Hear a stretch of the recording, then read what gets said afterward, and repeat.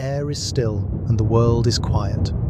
We begin our journey not on land, but deep within the cradle of the ancient blue. It is the Artinskian stage of the Permian period, roughly 280 million years ago. Earth is a different portrait than the one we know today.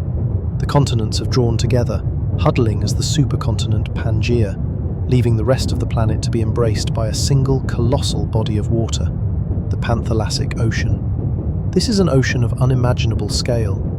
To look upon its surface is to see a horizon that never ends, a seamless mirror reflecting a prehistoric sky. There are no birds crying in the distance, and no modern whales breaching the surface. There is only the rhythmic, low-frequency pulse of the tide, and the steady hum of a planet in its prime. Here, time does not move in minutes or hours, but in the slow, deliberate pulse of the currents. As we begin to descend, the light of the sun softens. The vibrant turquoise of the surface yields to a deep, resonant sapphire. The water here is stable, heavy with the minerals of a maturing earth.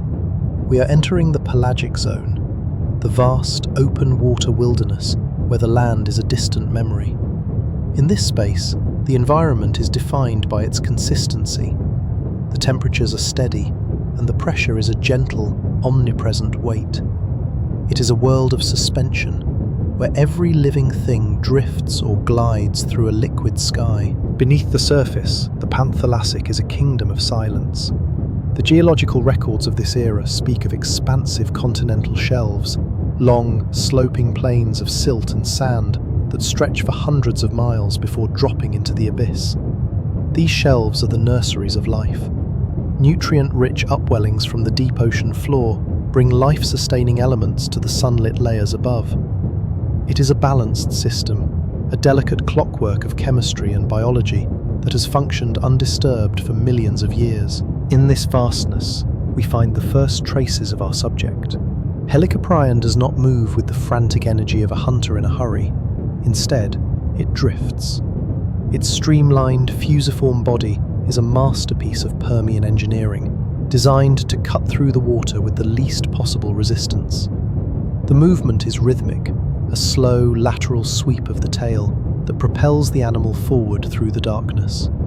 There is no sound to its passage, save for the faint displacement of water against its skin. The sediment on the distant floor below tells a story of tranquility.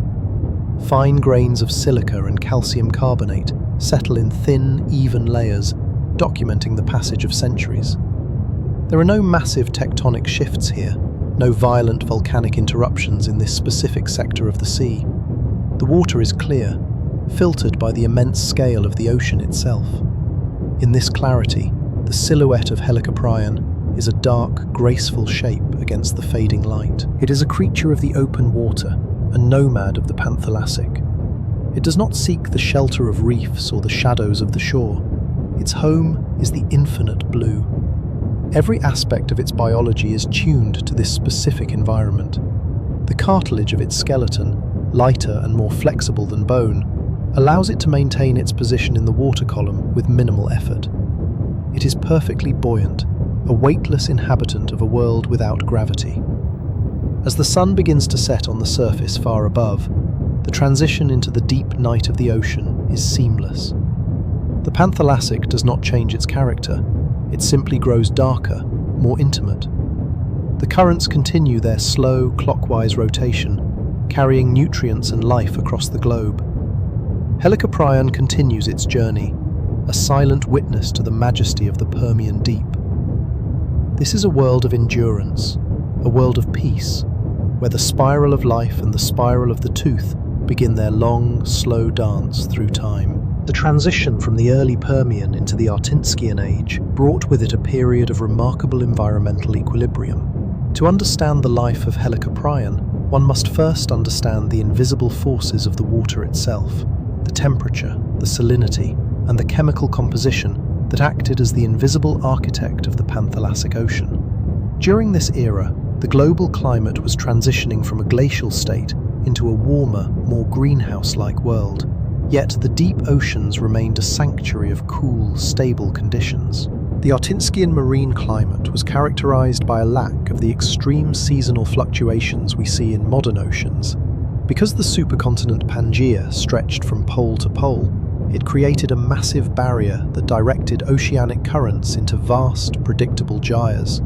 These currents acted like a slow-moving conveyor belt, distributing oxygen and warmth with mathematical precision. In the regions where Helicoprion thrived, the water was neither too warm to deplete oxygen, nor too cold to slow the metabolism of a large cartilaginous traveller. Science looks to the isotopes preserved in brachiopod shells and conodont teeth from this period to reconstruct these ancient temperatures. The data reveals a world where the surface waters were temperate, providing an ideal habitat for the rapid diversification of marine life. This thermal stability allowed for the growth of massive carbonate platforms, underwater plateaus made of the skeletal remains of tiny organisms. These platforms acted as giant filters, keeping the water exceptionally clear and allowing sunlight to penetrate deep into the euphotic zone. The chemistry of the Artinskian Sea was particularly rich in dissolved phosphates and carbonates. This was a calcite sea period, where the low magnesium to calcium ratio favoured the precipitation of specific minerals. For a creature like Helicoprion, this chemical makeup was vital. While its skeleton remained soft cartilage, its teeth required a constant and abundant supply of calcium and phosphate to maintain their density and sharpness. The very water it swam in provided the raw materials for its formidable dental spiral. In the midwater layers, the salinity was remarkably consistent. There were no melting ice caps to dilute the brine, and the vastness of the ocean buffered it against the runoff from the distant Pangaean rivers. This consistency meant that Helicoprion lived in a state of osmotic peace. Its body did not have to work hard to maintain its internal balance against the external environment. Every heartbeat, every slow flick of its tail, was performed in a medium that was perfectly tuned to its biological needs. The atmosphere above was also in a state of flux, with oxygen levels gradually rising. This atmospheric oxygen was absorbed by the churning surface waves and carried down into the depths by cold water downwellings. Even in the deeper pelagic zones, there was enough life-sustaining gas to support large, active predators. There were no dead zones in these open waters. The ocean was a breathing, circulating entity, pulsing with the slow rhythm of the planet's rotation. As we drift through this Artinskian Sea, we notice the lack of turbulence. The depth of the Panthalassic meant that even the most powerful surface storms had little impact on the world 100 meters below. Down here, the only movement is the slow, majestic flow of the deep sea currents. These currents were the highways of the Permian.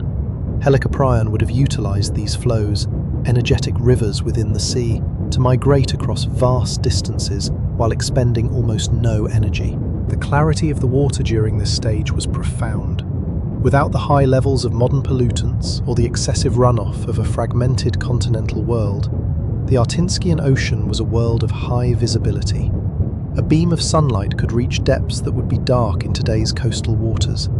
This transparency defined the visual world of the Permian. It allowed for a complex interplay between light and shadow, where the silver-grey skin of a predator could blend perfectly into the shimmering blue-white light from above. Life in the Artinskian was a study in patience. The environment did not demand rapid adaptation or frantic survival. It rewarded those who could master the art of the long-term drift. The stability of the climate meant that generations of Helicoprion could follow the same migratory paths, hunt the same prey, and inhabit the same thermal layers for millions of years. This was not a world of change, but a world of deep, enduring permanence. The sediment accumulating on the sea floor during the Artinskian was composed of fine-grained muds and organic marine snow. This constant, gentle rain of organic matter provided the foundation for the entire food web. From the microscopic phytoplankton to the great spiral-toothed fish, every inhabitant of the Panthalassic was a part of this solar-powered cycle. As the Artinskian age progressed, the ocean remained a silent blue cathedral, held in a perfect, delicate balance by the climate of an ancient Earth. To understand the essence of Helicoprion, one must look past the striking mystery of its teeth and into the very fabric of its frame. It was a masterpiece of chondrichthyes biology, a member of the ancient class of fish defined by a skeleton made entirely of cartilage. In the Permian seas, this was not a limitation, but a profound evolutionary advantage. While the terrestrial world was experimenting with heavy, rigid bone, the masters of the Panthalassic were perfecting the art of the flexible and the lightweight. Cartilage is a living tissue, a dense matrix of collagen and proteins that provides structural integrity without the brittle weight of calcium-heavy bone. For Helicoprion, this meant its entire body was a spring, capable of absorbing the immense pressures of the deep and the stresses of constant movement. In the quiet darkness of the pelagic zone, a cartilaginous skeleton acts as a natural shock absorber. It allows the animal to twist and glide with a fluidity that a bony fish could rarely achieve. Because cartilage is less dense than bone, Helicoprion possessed a natural buoyancy that made it nearly weightless in its environment. A bony skeleton acts as an anchor, requiring constant energy to keep from sinking. A cartilaginous skeleton, however, brings the animal closer to the density of the seawater itself. This biological choice allowed Helicoprion to conserve its energy for the hunt. It could hover in the water column with only the slightest movement of its fins, a silent sentinel waiting for the telltale vibration of prey. The only parts of this creature that truly defied the softness of cartilage were the teeth and the specific areas of the jaw that supported them. In these regions, the cartilage underwent a process called tessellation. Small hexagonal tiles of mineralized tissue, known as tesserae, formed a strengthening mosaic over the soft core. This prismatic calcified cartilage provided the necessary rigidity for the jaw to operate the heavy tooth whorl without sacrificing the overall flexibility of the skull. In the fossil record, this foundation presents a unique challenge to the architects of the past. When a Helicoprion reached the end of its life and settled into the soft Permian silt, the vast majority of its body simply dissolved back into the ocean's chemistry. Cartilage does not fossilize in the traditional sense. It lacks the mineral density to withstand the weight of eons. What remains are the hard parts, the enamel-coated teeth and the occasional shadow of a calcified jaw. This is why, for over a century, the tooth whorl was found in isolation, a lonely relic of a dissolved giant. However, the absence of bone does not mean an absence of complexity.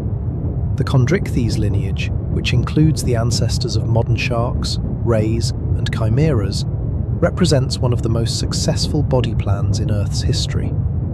By the Artinskian age, this lineage had already been refined for over 100 million years.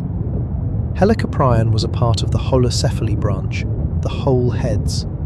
In these animals, the upper jaw was fused directly to the brain case, providing a stable, unmoving platform against which the lower jaw's spiral could work. This fusion of the skull is a hallmark of the foundation. It allowed for a bite force that was concentrated and precise. Unlike many sharks that have a loose, kinetic jaw for tearing large chunks of flesh, the Helicoprion foundation was built for a specific mechanical action. It was a living machine, anchored by a skull that was both light enough to float and strong enough to support a rotary saw of teeth. The engineering was subtle, hidden beneath layers of skin and muscle, but it was the key to the animal's global success. The chondrichthyes foundation also dictated the animal's sensory life. Cartilage is an excellent conductor of subtle vibrations, and the lack of a heavy, bony skull may have enhanced the animal's ability to sense its surroundings. Large chambers within the cartilaginous cranium housed the sensory organs, the olfactory bulbs for detecting chemical trails, and the inner ear for sensing the low-frequency thrum of the ocean. In the vast, open Panthalassic, being soft-boned meant being hyper-aware. As we visualize this ancient traveler, we must see it not as a fragile creature, but as one of the most durable forms life has ever taken. The chondrichthyes plan has survived 5 mass extinctions. While the great bony reptiles of the Mesozoic would eventually rise and fall, the cartilaginous blueprint remained. Helicoprion was a peak expression of this philosophy, a creature that traded the permanence of bone for the efficiency of the glide. The legacy of this foundation is written in the silence of the Permian. It tells of a world where energy was the most valuable currency, and where a skeleton of cartilage was the most efficient way to spend it. As the Helicoprion moves through the sapphire light, it carries with it the heritage of the deep, a body built for the water, by the water, and destined to return to the water, leaving only its spiral signature behind in the stone. To place Helicoprion in the grand tapestry of time, we must look at its kin. It was not a solitary evolutionary accident, but rather the most famous member of a highly successful and specialized order, the Eugenodontida. This group of cartilaginous fish represented a unique branch on the tree of life, separate from the ancestors of modern sharks. They were a lineage defined by a radical departure in dental evolution, specializing in midline tooth rows that would define their existence for millions of years. The Eugenodontids belong to the broader subclass of holocephali. While modern sharks belong to the elasmobranchii, the Eugenodontids share a more recent common ancestor with the modern-day chimeras, or ratfish. This distinction is crucial for understanding their biology. Unlike sharks, which have multiple rows of replaceable teeth that fall out throughout their lives, Eugenodontids developed a system where teeth were retained. In most species within this lineage, the teeth formed a singular, powerful battery along the center of the jaw. Within the Eugenodontid family tree, several distinct variations of this dental theme appeared. Before Helicoprion reached its peak of spiral perfection, other genera like Edestus experimented with different geometries. Edestus, often called the scissor-tooth shark, featured rows of teeth that curved outward like a pair of serrated shears. However, unlike Helicoprion, Edestus did not coil its teeth into a circle. Instead, its tooth rows grew in long, protruding arcs that gave the animal a distinct beak-like appearance. These cousins inhabited similar marine environments, yet they each carved out a different mechanical niche. The family Agassizodontidae, to which Helicoprion belongs, took the concept of tooth retention to its logical extreme. This family is defined by the symphysial whorl, the development of a true spiral. The evolution of this trait was a response to a specific predatory need. By keeping every tooth it ever grew, the animal maintained a continuous, unbroken cutting surface that increased in size and strength as the fish matured. Fossil evidence from this lineage shows a gradual progression toward tighter, more efficient coils, culminating in the elegant geometry we see in the late Permian. The anatomy of the Eugenodontid lineage also featured specific cranial characteristics that set them apart. Their skulls were characterized by a simplified structure with fewer moving parts than those of contemporary sharks. This rigidity provided a stable anchor for the powerful muscles required to operate their specialized jaws. Because the upper jaw was fused to the cranium, the entire force of the bite was directed into the lower jaw's movement. This was a lineage of power biters, fish that relied on mechanical leverage rather than the slashing, head-shaking movements seen in modern apex predators. The geographical spread of this lineage tells us that they were highly adaptable.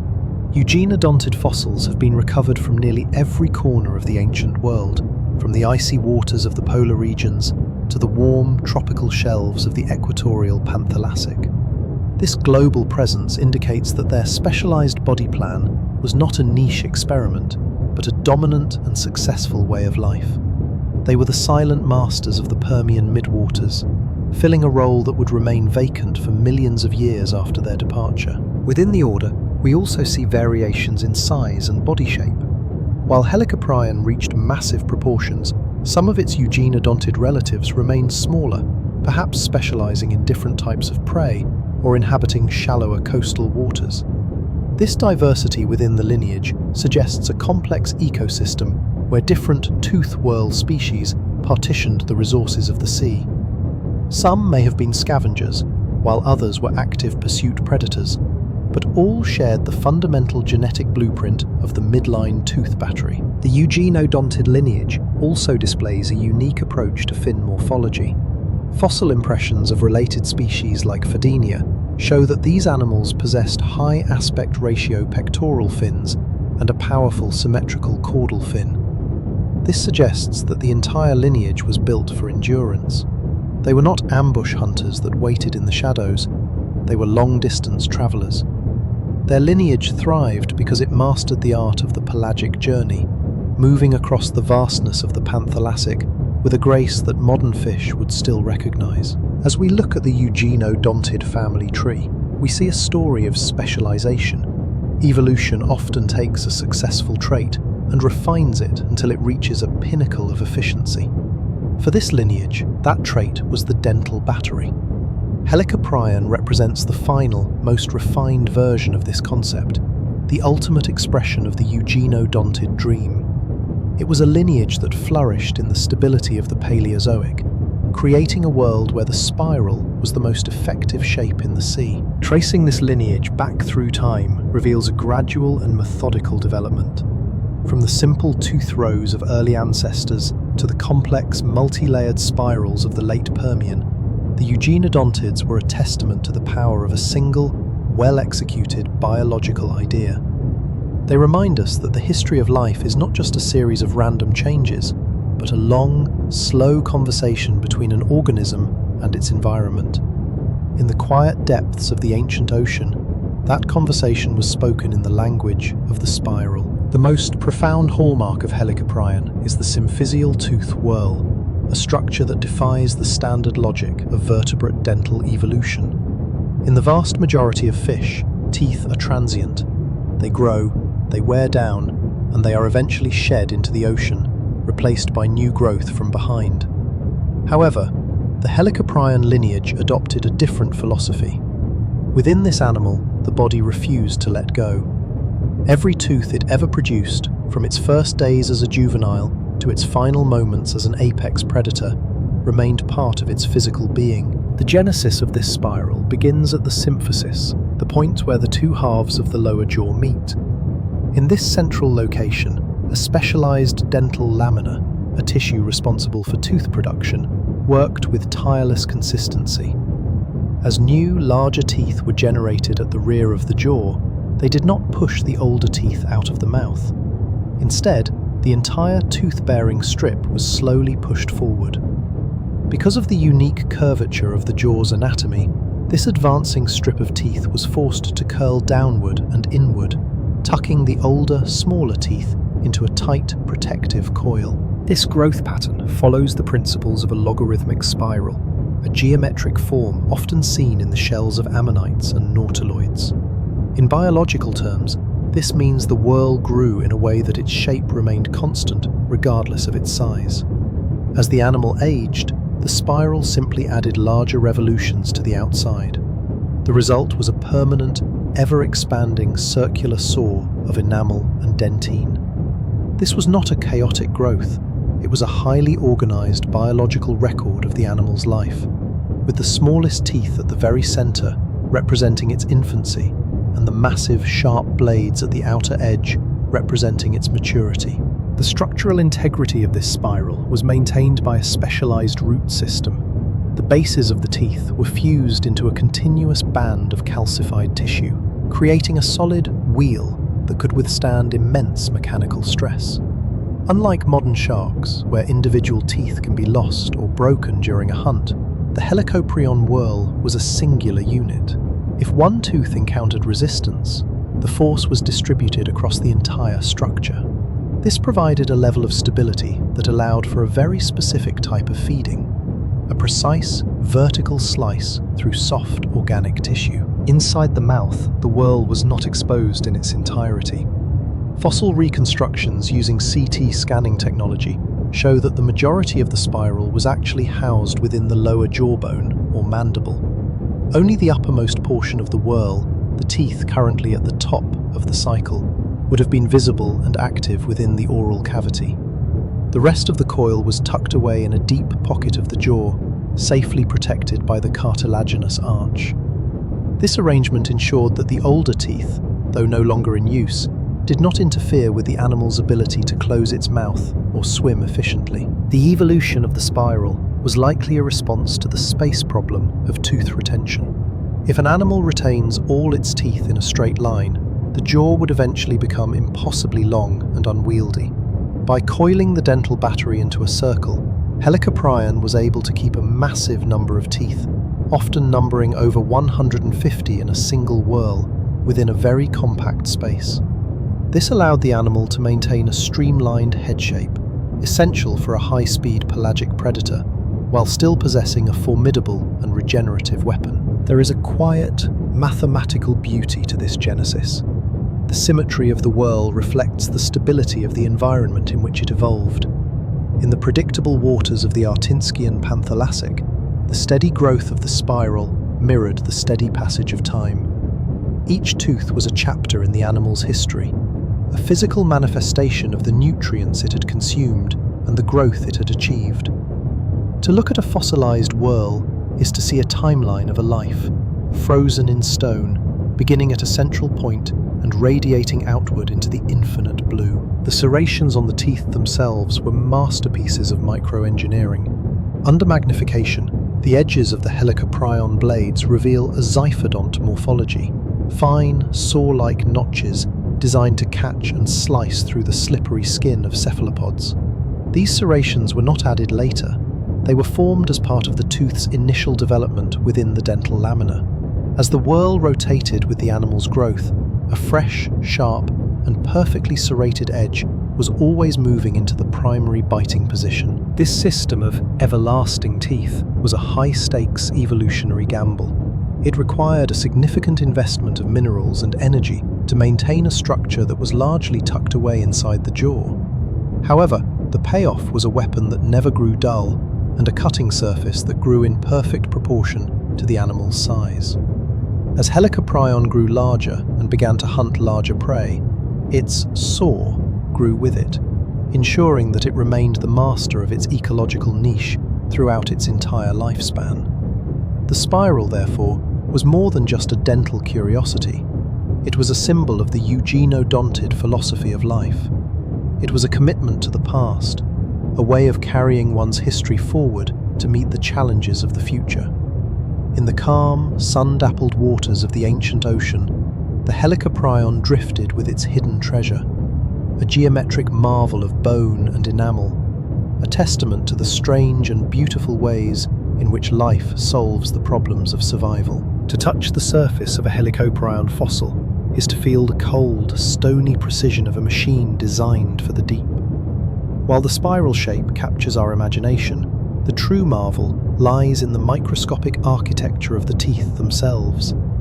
These are not merely pieces of bone, but complex, multi-layered structures composed of dentine, enameloid, and a central vascular core. Each tooth in the whorl is a testament to the high-energy investment the animal placed in its primary tool of survival. The core of each tooth is composed of orthodentine, a dense, mineralized tissue similar to that found in human teeth, but much more compact. This dentine provided the structural body of the blade, giving it the necessary weight and flexibility to endure the forces of a bite without shattering. Within this dentine layer, a network of microscopic canals, tubules, once carried nutrients and sensory signals when the animal was alive.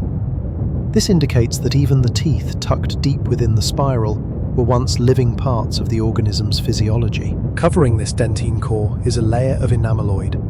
Unlike the enamel on human teeth, enameloid in cartilaginous fish is formed through a different biological process, resulting in a crystalline structure that is exceptionally hard and resistant to abrasion. In Helicoprion, this layer was particularly thick on the cutting edges. The enameloid was arranged in a way that, as the tooth naturally wore down from use, it would maintain a sharp, serrated profile. It was a self-sharpening system, ensuring that the animal's only weapon remained lethal until the moment it was rotated out of the primary biting position by the growth of a new tooth. The teeth are not individual, loose units. They are anchored to a common base, a continuous, calcified root that follows the entire length of the spiral. This root is composed of a specialized type of bone-like tissue called trabecular dentine, which is highly porous. This porosity allowed the root to fuse seamlessly with the cartilaginous tissues of the jaw, creating a bond that was incredibly difficult to break. It transformed the dozens of individual teeth into a singular, monolithic saw blade. This unity was essential for the vertical shearing action that defined the animal's feeding behaviour. One of the most fascinating aspects of the whorl's anatomy is the variation in tooth morphology along the spiral. The teeth at the centre, the ones grown when the Helicoprion was only a few inches long, are tiny and delicately shaped. As the eye travels outward along the curve, the teeth grow exponentially in size and complexity. The middle teeth show the transition of the animal into its sub-adult phase, while the outermost teeth are broad, tall blades with pronounced serrations. This anatomical progression provides a perfect record of the animal's ontogeny, or its development from birth to adulthood. Under high magnification, the serrations, or denticles, on the edges of the teeth reveal a specialized geometry. These are not simple notches, they are hooked slightly backward, much like the barbs on a harpoon. This design was optimized for gripping the slippery, rubbery skin of Permian cephalopods. When the jaw closed and the whorl moved in its characteristic slicing arc, these denticles would catch the prey's flesh, preventing it from sliding away and ensuring a clean, deep cut. The precision of these serrations suggests a very high degree of evolutionary refinement. The mineral composition of the whorl also reveals information about the ancient ocean's chemistry. The presence of specific trace elements within the fossilized enameloid indicates that Helicoprion lived in oxygen-rich, nutrient-dense waters. The animal was a mineral sink, pulling vast amounts of calcium and phosphorus from the water to build its massive dental battery. In a world where most of the body was soft cartilage, the whorl stood out as a concentrated fortress of minerals, a hard anchor in a soft-bodied existence. The spacing between the teeth was also mathematically consistent. There was no crowding or overlapping that might weaken the structure. Each tooth was separated by a thin margin of soft tissue that allowed for slight flexibility, preventing the entire whorl from cracking under the stress of a particularly difficult bite. This flexible rigidity is a hallmark of high-performance biological structures. It allowed Helicoprion to process a wide variety of prey sizes without risking damage to its primary life support system. As the animal aged, the inner part of the spiral, the dead teeth, became increasingly mineralized. This served a secondary purpose. It added weight to the lower jaw. This extra mass may have acted as a stabilizer, helping the animal maintain a level head position while cruising through the currents. The whorl was not just a weapon, it was a part of the animal's ballast system, a heavy, centered anchor that influenced how it interacted with the physics of the water. In the silence of a museum drawer or a desert outcrop, these fossils remain as cold, sharp reminders of a lost world. The anatomy of the whorl is a language of survival, written in dentine and enameloid.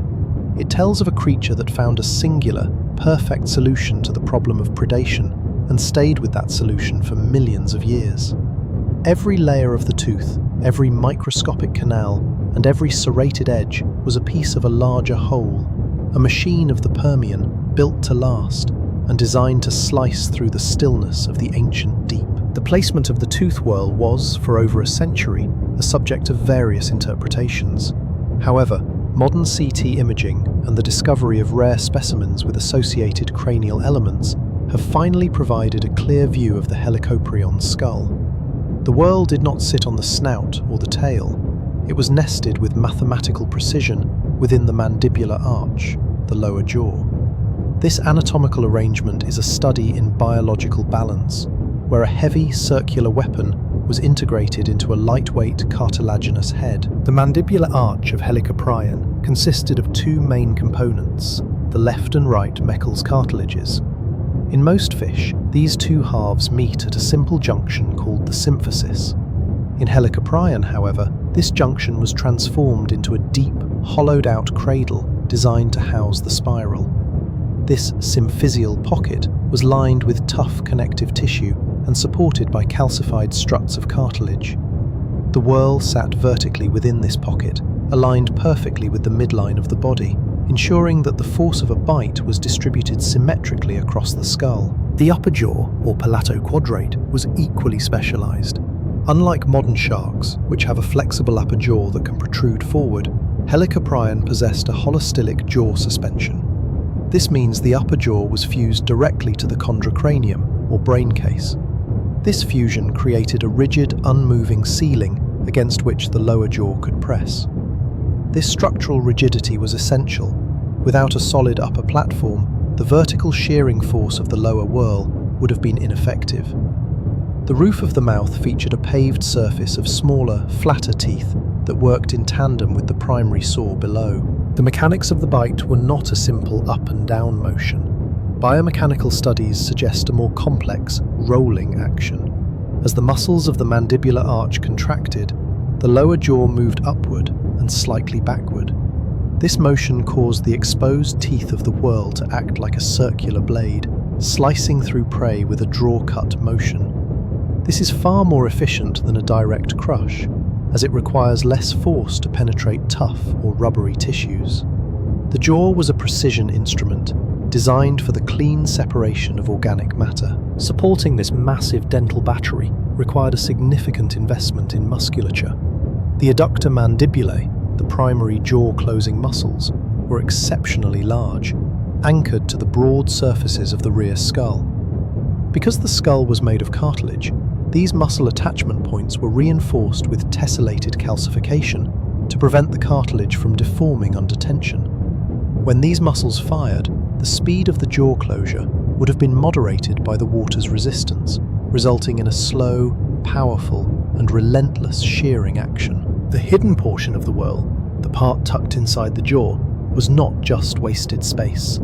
It served as a structural foundation. As the animal grew, the jaw cartilages themselves expanded to accommodate the increasing diameter of the spiral. The depth of the lower jaw in mature Helicoprion individuals was quite profound, giving the head a blunt, robust profile from the side. This deep-jawed appearance is a hallmark of the eugenodontids, distinguishing them from the more slender-snouted sharks we recognize today. Furthermore, the integration of the whorl into the mandibular arch affected the animal's breathing. In many fish, the movement of the jaws is linked to the pumping of water over the gills. In Helicoprion, the presence of the spiral in the center of the mouth likely necessitated a specialized flow of water. It is probable that the animal relied more on ram ventilation, the process of breathing by swimming forward with an open mouth, allowing the constant currents of the Panthalassic to wash over its internal gill arches without the whorl obstructing the passage. The jaw also played a role in the animal's hydrodynamics. The weight of the mineralized teeth in the lower jaw acted as a stabilizing keel. In the fluid environment of the open ocean, maintaining a steady trim is essential for energy efficiency. By concentrating its densest mass in the lower central part of the head, Helicoprion lowered its center of gravity. This helped prevent the animal from rolling during sharp turns or while battling the resistance of a large cephalopod. The preservation of these jaw elements is exceedingly rare. Because the mandibular arch was primarily cartilage, it usually decayed long before fossilization could occur. However, in the rare instances where the cartilage shadows are preserved, we see a design that is both elegant and brutal. It was a skull built around a single idea: the support and operation of the spiral. There were no redundant parts. Every curve of the cartilage and every calcified strut was dedicated to the mechanical success of the bite. As we visualize the Helicoprion moving through the water, we must see the jaw as the heart of its identity. It was not an external ornament, but a deeply integrated part of its skeletal system. The mandibular arch was the bridge between the animal's biology and its environment, a specialized tool that allowed it to harvest the energy of the Permian seas. In the stillness of the ancient deep, the jaw remained closed, a silent vault of enamel, ready to open with mechanical precision when the moment of the hunt arrived. In the mechanics of the prehistoric world, Helicoprion occupied a singular space. Its bite was not a crush, nor was it a simple puncture. It was a masterpiece of biomechanical shearing. To understand how this animal fed, we must look at the physics of a draw cut. Unlike a direct vertical press, the way a nutcracker functions, a draw cut involves moving a sharp edge laterally across a surface while applying downward pressure. This is the same principle used by a chef's knife or a circular saw. For Helicoprion, the geometry of the jaw and the curvature of the whorl made this motion an inherent part of its biology. As the adductor muscles contracted to close the jaw, the lower mandible did not simply move up. Because of the way the jaw was hinged to the skull, the lower jaw followed a slight backward arc. This meant that as the teeth of the whorl made contact with an object, they were simultaneously being pulled backward across the tissue. This dual action motion dramatically increased the cutting efficiency.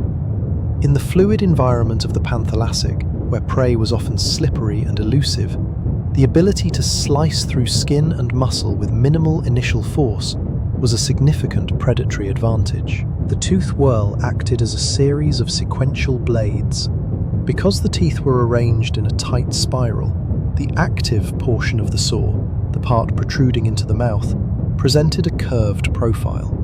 As the jaw closed further, different teeth in the sequence would engage with the prey. This distributed the wear and tear across multiple serrated edges rather than focusing all the stress on a single point. It was a biological redundancy that ensured even if one tooth was slightly blunted, the next one in the spiral would be ready to continue the slice. The relationship between the lower whorl and the upper palate was the key to this mechanical success. The upper jaw featured a pavement of smaller tessellated teeth or a hardened cartilaginous surface. This acted as a cutting board. When a soft-bodied cephalopod was caught between the two, the lower whorl would slice upward, pressing the prey against the rigid upper palate. The vertical shearing force would effectively halve the prey or remove a large, clean section of tissue. This allowed Helicoprion to process relatively large organisms without the need for complex chewing or head shaking. One of the most telling pieces of evidence for this shearing behavior is the lack of lateral wear on the fossils. When scientists examine the teeth of ancient shell-crushing fish, they see extensive pitting and grinding on the sides of the teeth. In Helicoprion, the wear is almost exclusively located on the very tips and the leading serrated edges. This confirms that the teeth were not used for grinding side to side. The animal was a specialist. It lived in a world of soft tissues, the rubbery mantles of squids and the delicate flesh of early coleoids, where a clean vertical shear was the most effective way to harvest energy. The speed of the bite was likely deliberate rather than explosive.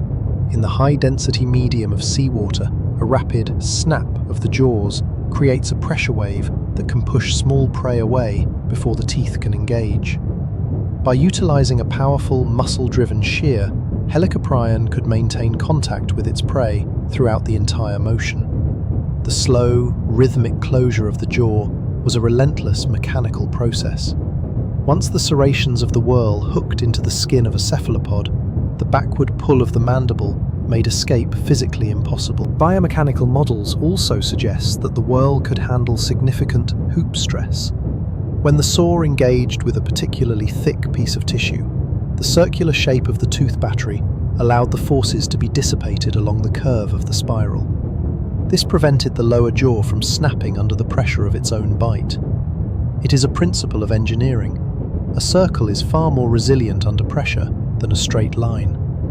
By coiling its teeth, Helicoprion didn't just solve a storage problem. It created a reinforced structural arch that was nearly indestructible. This shearing action also influenced how the animal swallowed. Because the whorl occupied the center of the mouth, Helicoprion could not swallow large, intact prey in the way a modern shark might. Instead, the shearing mechanism served to pre-process the food into manageable, vertical strips. These strips could then pass on either side of the whorl and down into the esophagus. This was a sophisticated method of feeding that allowed a large animal to survive on a diet of smaller, high-energy organisms, maximizing the efficiency of every hunt. The efficiency of this bite meant that Helicoprion did not need to be a particularly toothy fish in the traditional sense. It didn't need hundreds of loose teeth scattered throughout its mouth. It only needed one perfect tool, located exactly where the force was greatest. This specialization is a common theme in the Permian, an era where life was becoming increasingly fine-tuned to specific ecological roles. Helicoprion was the ultimate expression of the mechanical predator, a creature that relied on the laws of physics as much as the laws of biology. As we envision the animal in its final moments of the hunt, we see a display of quiet, mathematical lethality. There is no thrashing, no struggle. There is only the steady, mechanical closure of the jaw, the rotation of the spiral, and the clean, silent separation of tissue. The water remains still, the currents unmoved. The Helicoprion has used the geometry of its ancestors to claim its place in the world, turning the simple act of a bite into a masterclass in biomechanical design. In the vast, borderless expanse of the Panthalassic Ocean, the physics of water is the primary law of existence. To survive as a large predator in the open sea, an animal must overcome the relentless resistance of its medium. For Helicoprion, this challenge was met with a body plan defined by fusiform hydrodynamics, a streamlined, spindle-like shape that allowed it to glide through the depths with a minimum of effort. While the tooth whorl was its primary tool for feeding, its body was its primary tool for travel, refined by millions of years of evolution to be as efficient as a modern torpedo. A fusiform body is characterized by being widest in the middle and tapering at both the head and the tail. This geometry is a biological solution to the problem of drag.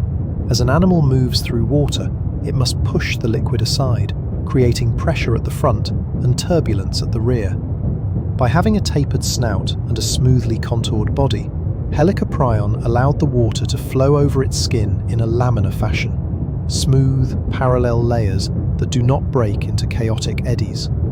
This efficiency was vital for a creature that likely spent its entire life in constant motion, traversing thousands of miles of open ocean. The proportions of Helicoprion are estimated by paleontologists through a process of scaling and comparison with its more complete eugenodontid relatives. Based on the size of the largest recovered cranial elements, it is estimated that mature individuals possessed a robust, muscular trunk. This mass was not dead weight, it was the engine of the animal. The core of the body was packed with powerful red and white muscle fibers, designed for both steady cruising and the occasional burst of speed. However, its primary mode of travel was the sustained glide, a rhythmic, low-energy movement that allowed it to cover vast distances while burning very few calories. The surface of the animal played an equally important role in its hydrodynamics. Like modern chondrichthyans, Helicoprion was covered in dermal denticles, microscopic tooth-like scales that functioned as a second skin over its cartilage. These denticles were not smooth. They featured tiny longitudinal ridges aligned with the flow of water. This texture served to break up the boundary layer of water directly touching the skin, reducing skin friction drag. In the silence of the Permian deep, this meant Helicoprion could move not only efficiently, but also quietly, its passage through the water nearly undetectable to the vibration-sensitive lateral lines of its prey. The distribution of weight within this fusiform shape was also mathematically balanced. Because Helicoprion lacked a bony skeleton, its center of mass was located lower and more centrally than that of many other marine vertebrates. The heavy, mineralized tooth whorl in the lower jaw acted as a stabilizing weight, preventing the head from pitching upward during swimming. This nose-heavy configuration, balanced by the lift provided by the pectoral fins, created a stable equilibrium. It allowed the animal to maintain a perfectly horizontal trim, which is the most energy-efficient posture for long-distance pelagic travel. The rear of the animal culminated in a powerful caudal fin. While the exact shape of the Helicoprion tail is inferred from relatives like Cassiodus, it is widely accepted that they possessed a high aspect ratio heterocircle tail. This means the tail was tall and crescent-shaped, providing a large surface area to push against the water with every stroke. Such a tail is a hallmark of ram ventilation specialists, animals that must keep swimming to push oxygen-rich water over their gills. The tail acted as the propeller, while the fusiform body acted as the hull, together creating a vessel of remarkable endurance. In the context of the Artinskian Panthalassic, this hydrodynamic perfection meant that Helicoprion could follow the great oceanic highways, the deep-sea currents that circled the globe. By aligning its fusiform body with these currents, the animal could drift for hundreds of miles with minimal muscular exertion. It was a nomad of the currents, a creature that lived in a state of perpetual, graceful transit. This ability to move across the planet with such efficiency explains why its fossils are found in such geographically diverse locations as the Ural Mountains and the North American basins. Furthermore, the streamlined shape of Helicoprion allowed it to occupy the mid-water niche. This is a region of the ocean where there are no places to hide and no structures to lean against. In this environment, your shape is your only defense and your only advantage.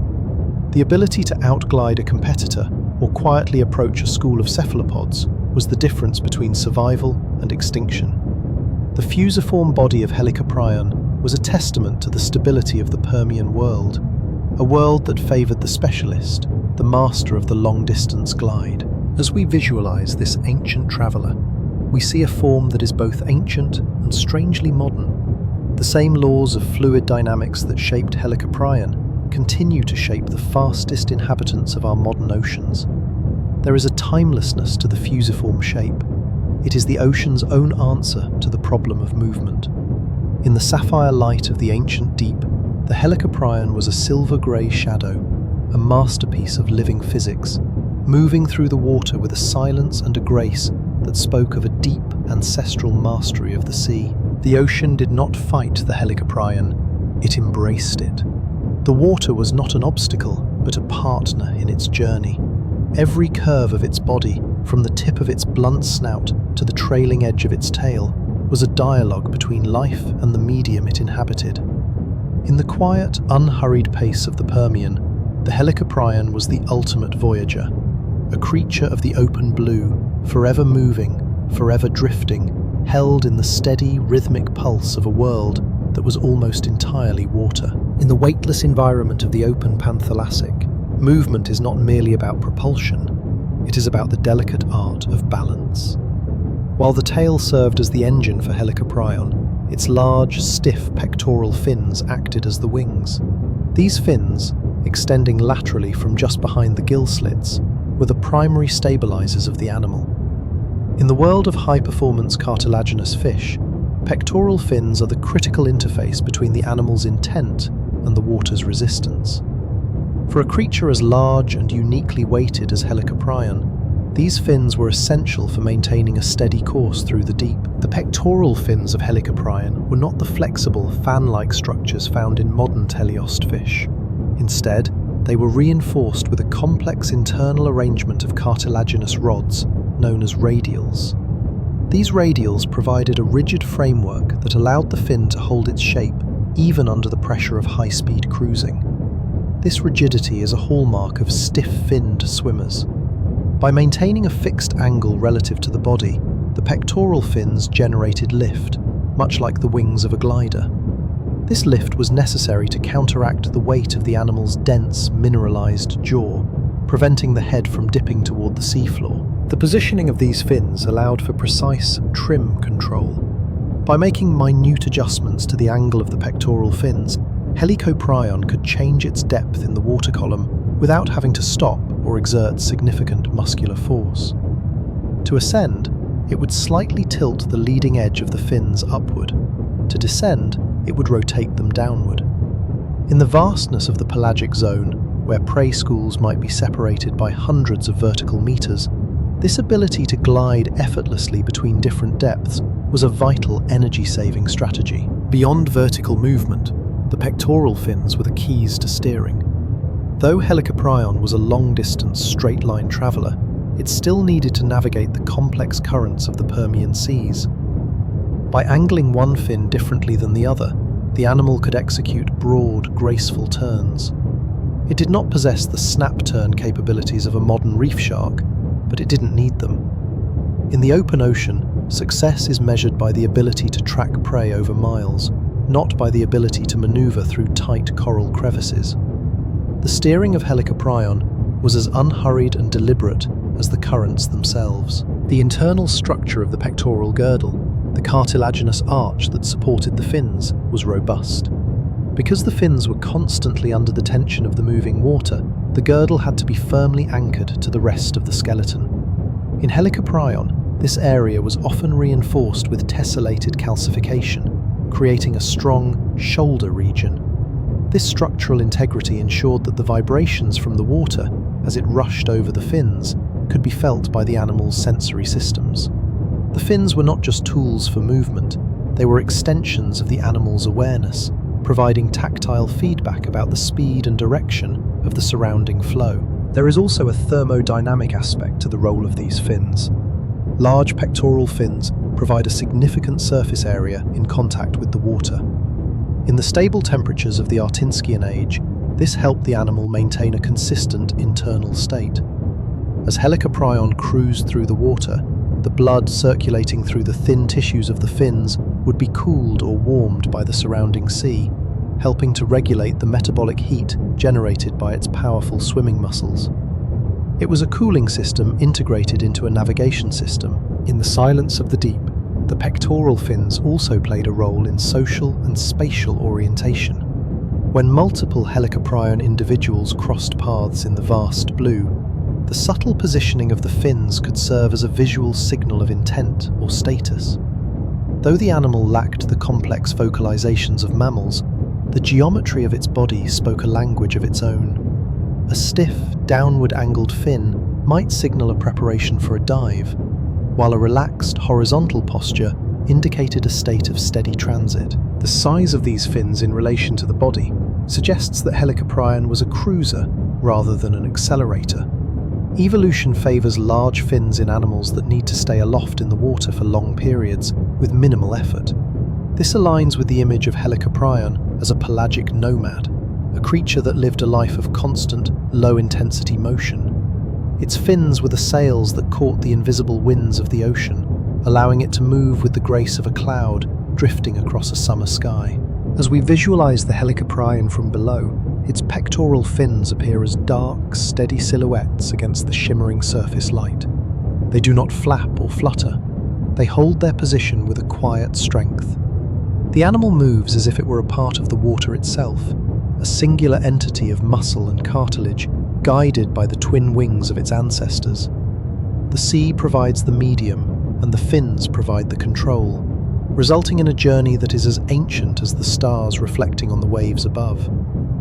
The role of the pectoral fins concludes our understanding of the animal's basic physical presence.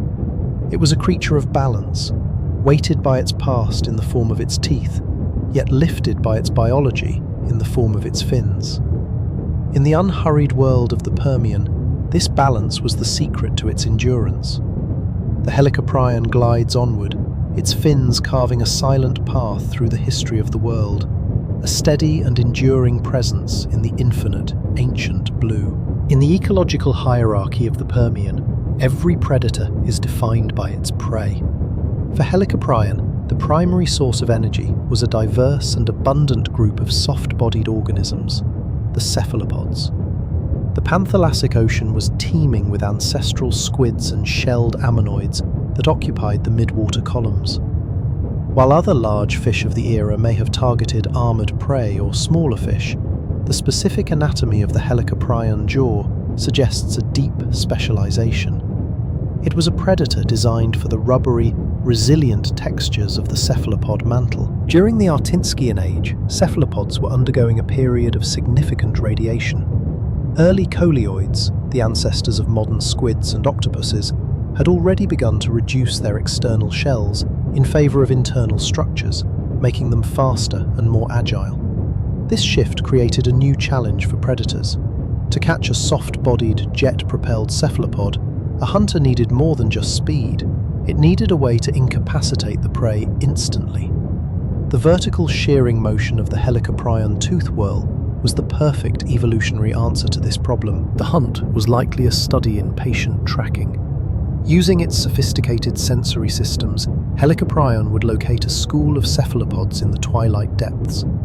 Because it moved with such hydrodynamic silence, it could approach within striking distance without alerting the school. When the moment arrived, the predator did not rely on a wide-gaped swallow. Instead, it used its specialized bite to excise a clean, vertical section of the prey's body. For a soft-bodied squid, such a wound would be immediately debilitating, allowing the Helicoprion to feed with surgical precision. Fossilized gut contents and tooth wear analysis provide the evidence for this specific diet. Unlike the teeth of shell crushers, which show pitting and fractures, Helicoprion teeth remain remarkably sharp throughout the fossilization process, indicating they rarely struck hard materials like thick shells or bone. The serrations on the whorl were designed to grip and hook into the slippery, collagen-rich skin of a squid, preventing the prey from jetting away once contact was made. This was a specialized relationship, a predator and a prey lineage evolving in a constant dance of measure and countermeasure. The abundance of these prey items was a result of the stable marine climate we explored in earlier chapters. The nutrient-rich currents supported massive populations of the plankton that cephalopods fed upon. In this way, Helicoprion was at the top of a very efficient energy pyramid. By specializing in cephalopods, it bypassed the need to compete with the heavy-jawed crushers that patrolled the shallower reef systems. It was the master of the rubber tissue niche, a role that allowed it to reach its massive size without the metabolic cost of breaking through heavy armor. Feeding also required a specialized internal anatomy. Because the tooth whorl occupied the center of the oral cavity, the passage of food had to be directed around the spiral. It is likely that the sheared pieces of cephalopod tissue were moved to the sides of the mouth by the action of the tongue and the internal gill arches. From there, the food would travel down a relatively wide esophagus. This side-loading feeding mechanism is unique among large marine vertebrates and highlights how every part of the animal's biology was forced to adapt to the presence of the central saw. The energy density of cephalopods, rich in proteins and fats, fueled the long-distance migrations of Helicoprion. A single successful hunt could provide enough calories to sustain the animal for days of cruising. This high-protein diet also supported the continuous growth of the tooth whorl itself. The phosphorus and calcium required to build the enamel-coated blades were recycled from the minerals found in the prey's own tissues. In the circular logic of the sea, the bodies of the cephalopods were transformed into the very teeth that would eventually hunt their descendants. In the vastness of the Panthalassic, the relationship between Helicoprion and the cephalopod schools was a stabilizing force for the ecosystem. By culling the most abundant prey populations, the predator prevented any single species from over-consuming the lower levels of the food web. It was a balance held together by the geometry of the bite and the rhythm of the currents. The cephalopods provided the movement and the energy. The Helicoprion provided the regulation and the grace. As the sun's light fades in the upper layers, the cephalopods begin their nightly migration toward the surface to feed. Shadowing them from below is the Helicoprion, a silent participant in the ancient diel vertical migration. It moves with the school, a constant and unhurried presence in the dark. The ocean is a landscape of hunter and hunted, but here there is no chaos, only the steady, mechanical execution of a biological plan that has functioned for millions of years. The Helicoprion is more than just a fish. It is a manifestation of the cephalopod-rich world it inhabited. Without the abundance of the soft-bodied masses, the spiral saw would have had no purpose. In the quiet depths, the predator and the prey are two parts of the same story. A story of energy and form written in the sapphire waters of a world that was, for a time, a perfect place for the spiral to flourish. The open ocean, or pelagic zone, is a landscape without landmarks. In this three-dimensional wilderness, the hunt is governed by the laws of search and detection. For Helicoprion, feeding was not a matter of chance, but a highly evolved strategy involving vertical movement, chemical tracking, and the utilization of the ocean's light layers. To hunt in the Panthalassic meant mastering the deep scattering layer, a dense concentration of marine life that migrates toward the surface at night and retreats to the shadows during the day. The primary strategy of Helicoprion was likely vertical stalking. By positioning itself below a school of cephalopods, the predator could take advantage of the Snell's window effect. From the perspective of the deep, the silhouettes of prey are clearly visible against the shimmering light of the surface, while the predator remains a dark, indistinct shape against the blackness of the abyss. Helicoprion would use its pectoral fins to maintain a steady, slow-speed ascent, closing the distance with minimal water displacement. This stealthy approach allowed it to enter the school before the prey could react with their ink-based defenses. Once within range, the Helicoprion did not engage in high-speed chases. Its body was built for sustained cruising, not the explosive bursts of a modern tuna. Instead, it utilized a precision strike method. Because its tooth whorl was a specialized shearing tool, it only needed to make contact with a single, decisive bite to incapacitate its prey. This strategy minimized the energy expended per calorie gained, a critical balance for a large animal in the resource-thin environment of the open sea. Every movement was calculated to be as efficient as possible. Environmental factors, such as oceanic fronts and thermoclines, also dictated where Helicoprion fed. A thermocline is a layer in the water where the temperature changes rapidly. These layers often act as biological fences, trapping plankton and the cephalopods that feed on them. Helicoprion would patrol these thermal boundaries, moving along the edges where life was most concentrated.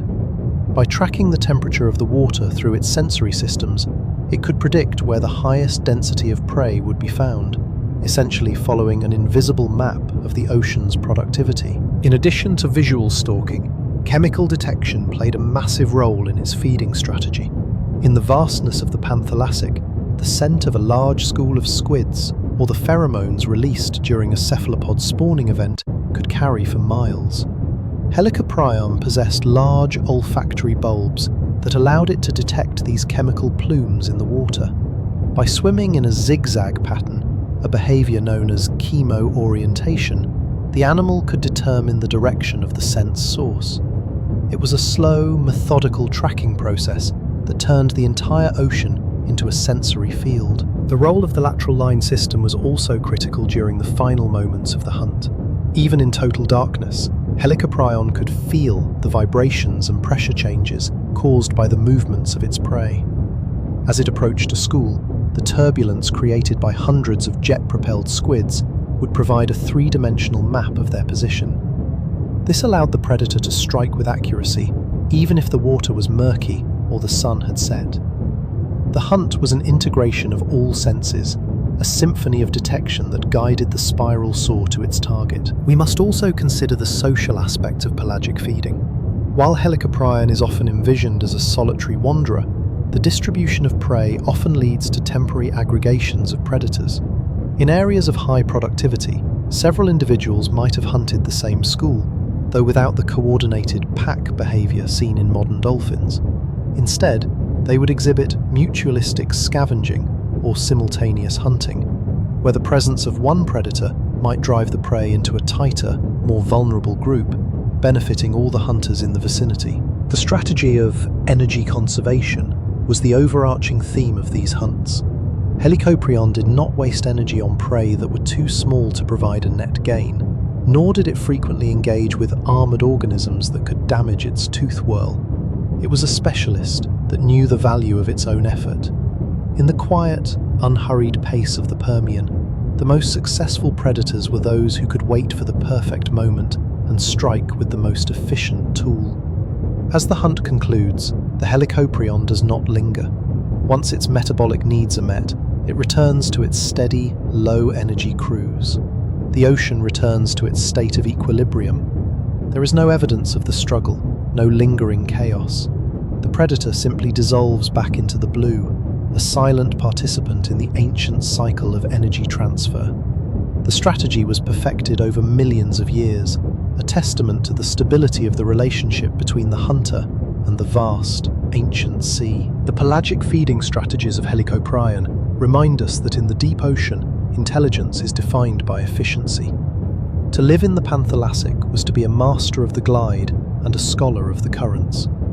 Through its specialized senses and its calculated movements, the Helicoprion turned the empty blue into a bountiful landscape, ensuring that the spiral of its teeth would continue to turn for another day in the Permian sun. The majority of our understanding regarding Helicoprion is anchored in a specific geological treasure house, the Phosphoria Formation. Stretching across what is now Idaho, Wyoming, Utah and Montana, this massive sedimentary deposit represents a deep-water marine shelf from the Middle Permian. During the Artinskian and Rhodian stages, this region was a submerged basin on the western margin of Pangaea. It was an area of remarkable stability, where the slow accumulation of organic-rich muds created the perfect environment for the preservation of the eugenodontid legacy. The formation is named for its high concentration of phosphorus, a mineral that played a critical role in the fossilization process. In the ancient Panthalassic, this basin was a site of intense upwelling. Cold, nutrient-dense water from the deep ocean floor was pushed upward toward the surface by the prevailing winds. This influx of phosphorus sparked massive blooms of plankton, which in turn supported the vast schools of cephalopods that Helicoprion hunted. When these animals died, their remains settled into the quiet, low-oxygen depths of the basin, away from the destructive forces of waves and scavengers. On the sea floor of the Phosphoria Basin, the conditions were anoxic, lacking in oxygen. This environment prevented the rapid decomposition of organic matter by aerobic bacteria. As the Helicoprion tooth whorls reached the bottom, they were slowly enveloped by fine-grained silts and phosphates. Over millions of years, the high pressure of the overlying sediment forced mineral-rich fluids into the microscopic pores of the teeth. This process of permineralization replaced the original biological material with hard minerals like apatite, effectively turning the soft history of the animal into stone. The rock layers of the Phosphoria Formation are divided into distinct members, such as the Mead Peak Phosphatic Shale. It is within these dark, organic-rich shales that the most complete Helicoprion whorls have been discovered. The shale acts as a protective matrix, shielding the delicate serrations of the teeth from the geological stresses of mountain building and erosion. Because the basin was so vast and the sedimentation was so consistent, paleontologists can track the evolution of the Helicoprion genus through different layers of time, observing how the spirals grew more complex as the Permian progressed. Working in the Phosphoria Formation is a study in patience. The fossils are often encased in hard phosphatic nodules that must be carefully prepared in a laboratory. When a nodule is split, the spiral of the whorl is revealed in stunning detail, sometimes with the surrounding jaw cartilage preserved as a faint, carbonized shadow. These rare specimens, where the soft anatomy leaves a trace, are the only reason we know how the whorl was positioned within the head. The formation does not just provide the teeth, it provides the context for the animal's entire existence. The chemistry of the Phosphoria rocks also reveals the health of the ancient ocean. The presence of specific rare earth elements within the fossilized dentine confirms that the basin was part of a well-circulated oceanic system. There were no sudden, catastrophic changes in water chemistry during the time of Helicoprion. The formation depicts an ecosystem that functioned at a steady state for millions of years. It was a world of slow time, where the only constant was the gentle rain of sediment and the occasional arrival of a fallen giant from the waters above. For the documentary architect, the Phosphoria Formation serves as the physical proof of our narrative. Every fact about the Helicoprion's diet, size, and geographic range is anchored in the data extracted from these rocks. The formation is a library of the Permian, its books written in layers of shale, and its illustrations provided by the mineralized spirals. It is a reminder that the ocean, though vast and liquid, has a way of remembering its inhabitants through the quiet work of geology. Today, the Phosphoria Formation is a dry, mountainous landscape, far removed from the sapphire depths of the Panthalassic. Yet, the fossils found here remain cold to the touch, retaining the sharp edges they possessed 280 million years ago. As we study these relics, we are transported back to the Artinskian shelf, to a time when the water was thick with life and the phosphorus was a living part of the biological cycle. The rocks have held these secrets for eons, waiting for the moment they would be brought back into the light. The legacy of the Phosphoria Formation is one of preservation. It saved the Helicoprion from being lost to the entropy of time. In the silence of the Idaho quarries, the spiral teeth emerge from the stone, as perfect and lethal as the day they were formed. They are the artifacts of a lost kingdom, the physical evidence of a world where the sea was the master of the earth, and the Helicoprion was the master of the sea. As we conclude our look at this geological sanctuary, we realise that without the specific chemistry of the Phosphoria Basin, our understanding of the eugenodontids would be a fragment of what it is today. The formation is the bridge between the prehistoric and the present. It allows us to reach across the vastness of the Paleozoic and touch the history of a creature that lived in a world without humans, a world of deep water, silent currents, and the eternal turning of the spiral. The distribution of Helicoprion fossils is a testament to the animal's mastery of the open sea. While the Phosphoria formation provides our most detailed look at the species, relics of the spiral-toothed fish have been unearthed in the Ural Mountains of Russia, the rugged landscapes of Western Australia, the mountains of Japan, and the vast expanses of the Canadian Arctic. This global footprint indicates that Helicoprion was not confined to a single basin or coast. Instead, it utilized a network of global oceanic corridors, massive, invisible rivers of water that circulated through the Panthalassic Ocean, connecting distant corners of the Permian world. During the Artinskian and Kungurian stages, the Panthalassic was a singular, uninterrupted body of water. Without the complex landmasses of the modern world to obstruct them, the major currents were far more expansive and stable. These currents were the primary highways for Helicoprion. By entering a major gyre, the animal could be carried across thousands of miles of open water with minimal metabolic expenditure. This cosmopolitan distribution suggests that the species was highly adaptable to different latitudes, as long as the water remained within a specific range of temperature and nutrient density. The movement of Helicoprion across these corridors was likely driven by the migration of its prey. Cephalopods are known for their seasonal movements, often travelling long distances to reach spawning grounds or to follow the bloom of plankton. Helicoprion, as a specialist predator, would have shadowed these movements. The oceanic corridors provided the perfect mechanism for this pursuit. As the warm equatorial waters flowed toward the cooler poles, they created fronts, areas where different water masses meet. These fronts are biological hotspots, and they likely served as the primary navigation markers for the migrating eugenodontids. The presence of Helicoprion in what are now the Ural Mountains is particularly significant. During the Permian, the Uralian Seaway was a narrow, productive corridor that connected the northern Panthalassic to the internal seas of the Russian platform. The fossils found here are identical in morphology to those found in the American West, proving that the populations remained genetically linked through constant movement.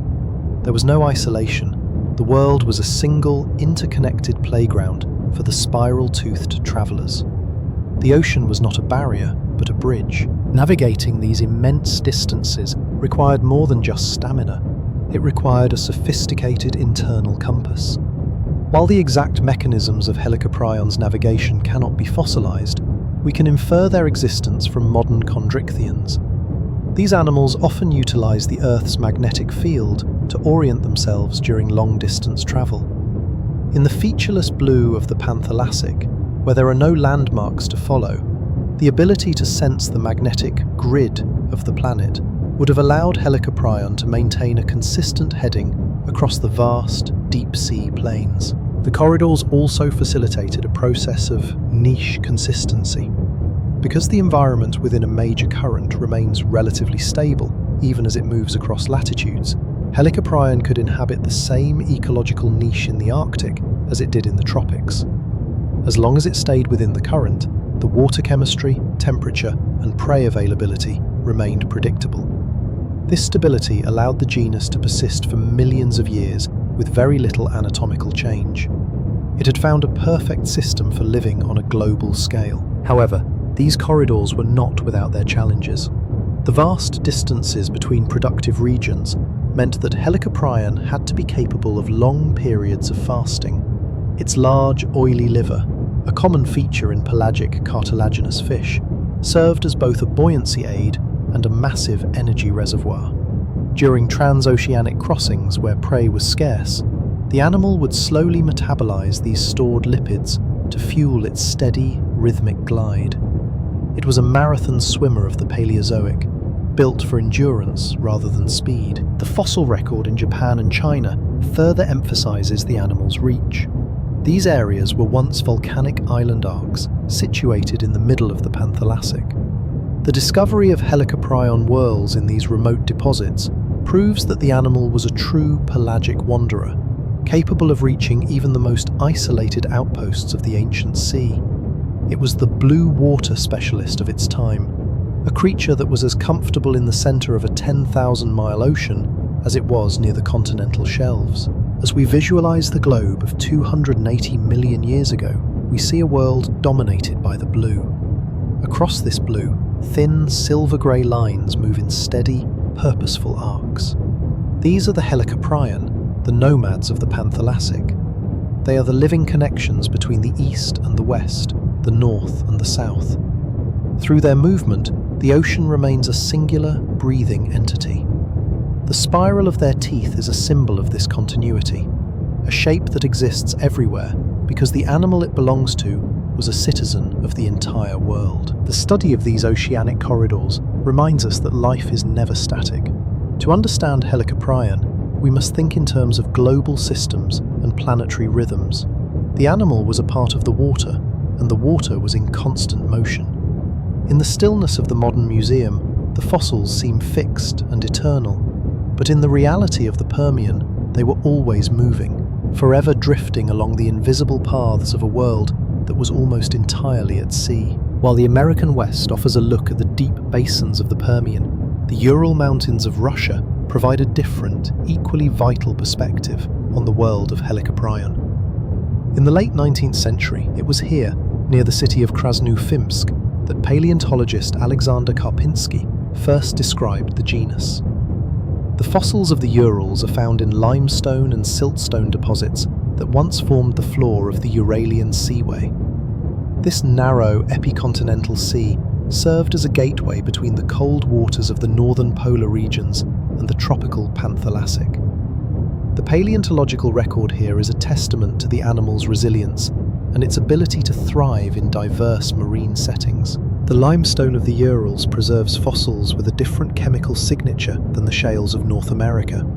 Here, the preservation occurred in an environment rich in calcium carbonate, often associated with ancient reefs and shallow shelf environments. The Helicoprion specimens found in these deposits are frequently smaller than their giants from the Phosphoria Formation, suggesting that the Uralian Seaway may have served as a nursery or a seasonal feeding ground for younger individuals. This size distribution allows scientists to study the ontogeny of the species, how the spiral grew and matured from a delicate coil into a massive predatory tool. Karpinski's original work in the Urals was a milestone in the history of science. When he first examined the spiral fossils, the biological context of Helicoprion was entirely unknown. He initially hypothesized that the whorl might be a defensive structure located on the snout, or even a curled tail.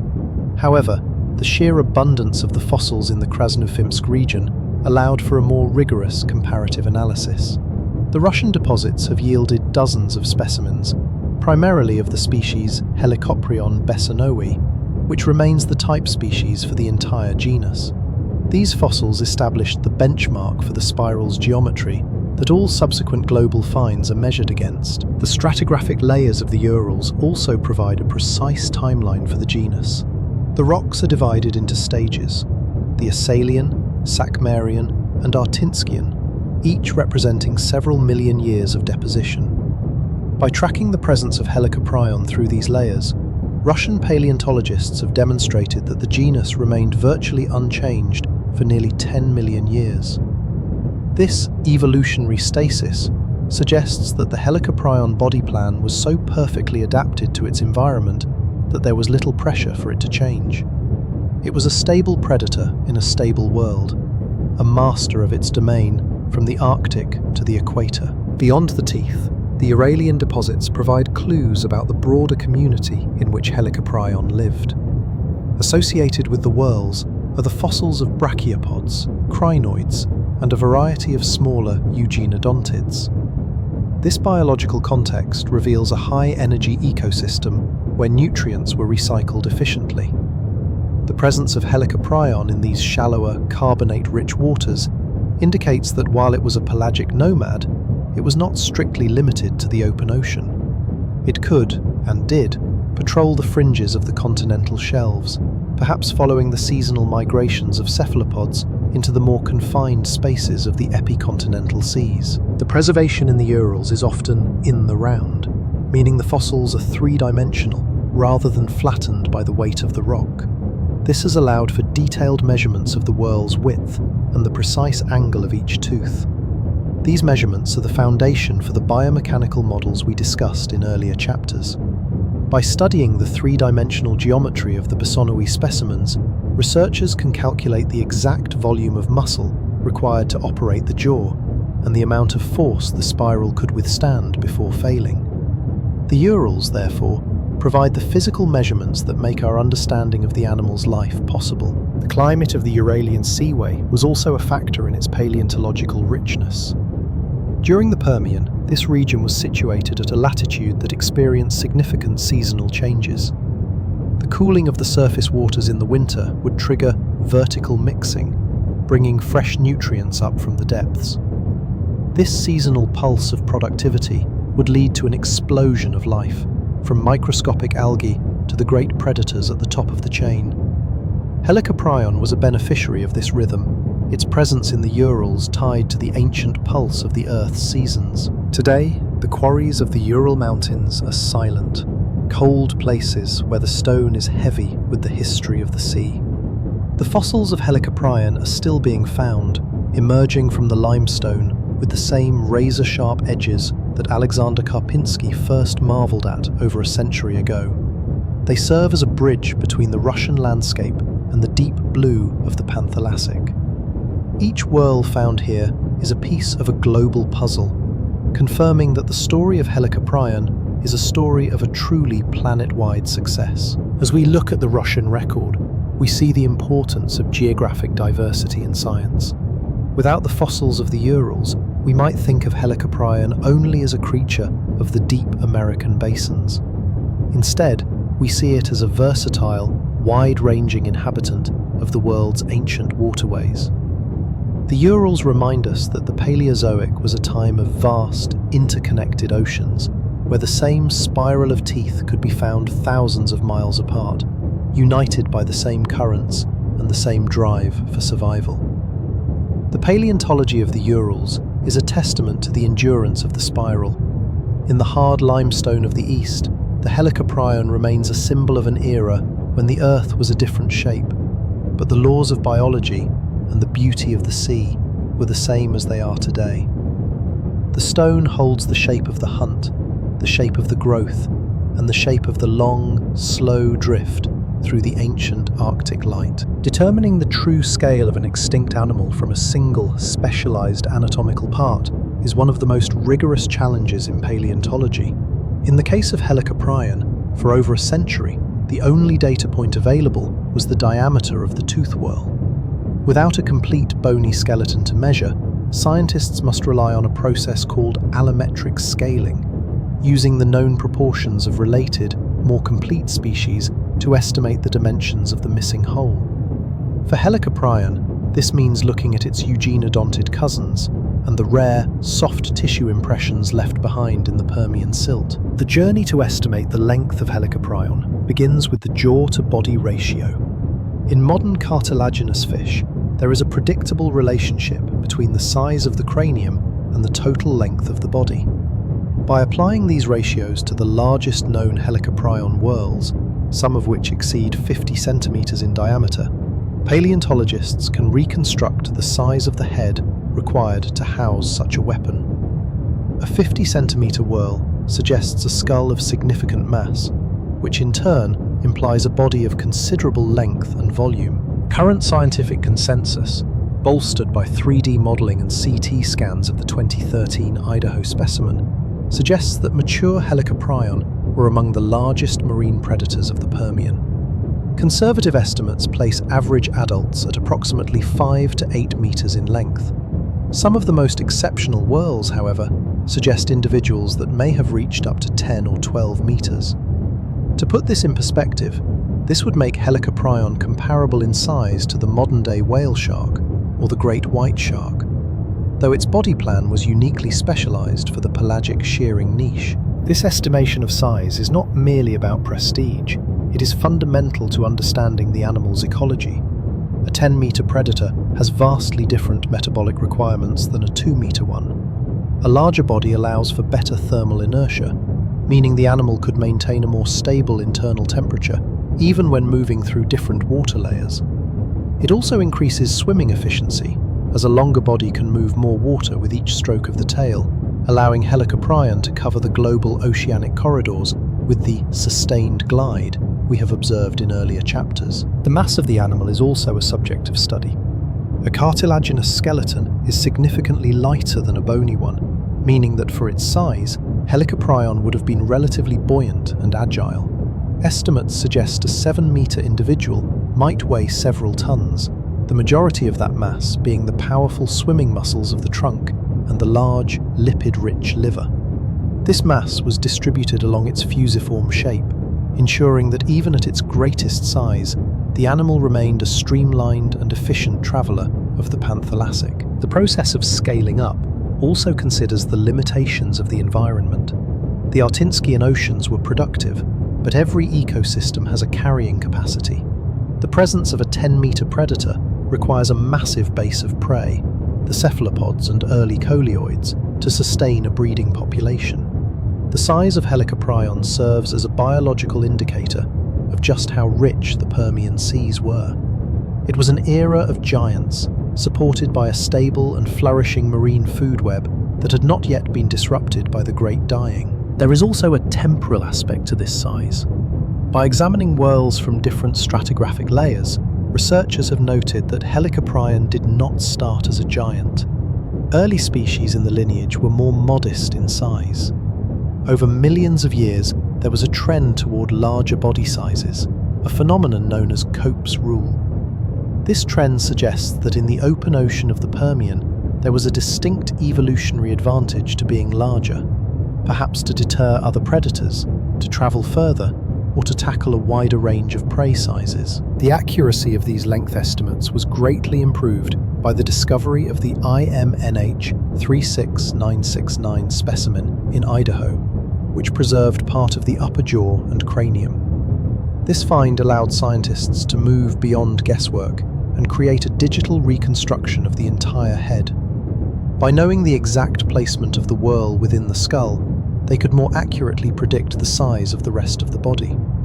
The resulting model depicts an animal that was robust, powerful, and perfectly balanced, a true titan of the Paleozoic. As we visualize this 8-meter predator moving through the sapphire light, its scale becomes a source of quiet awe.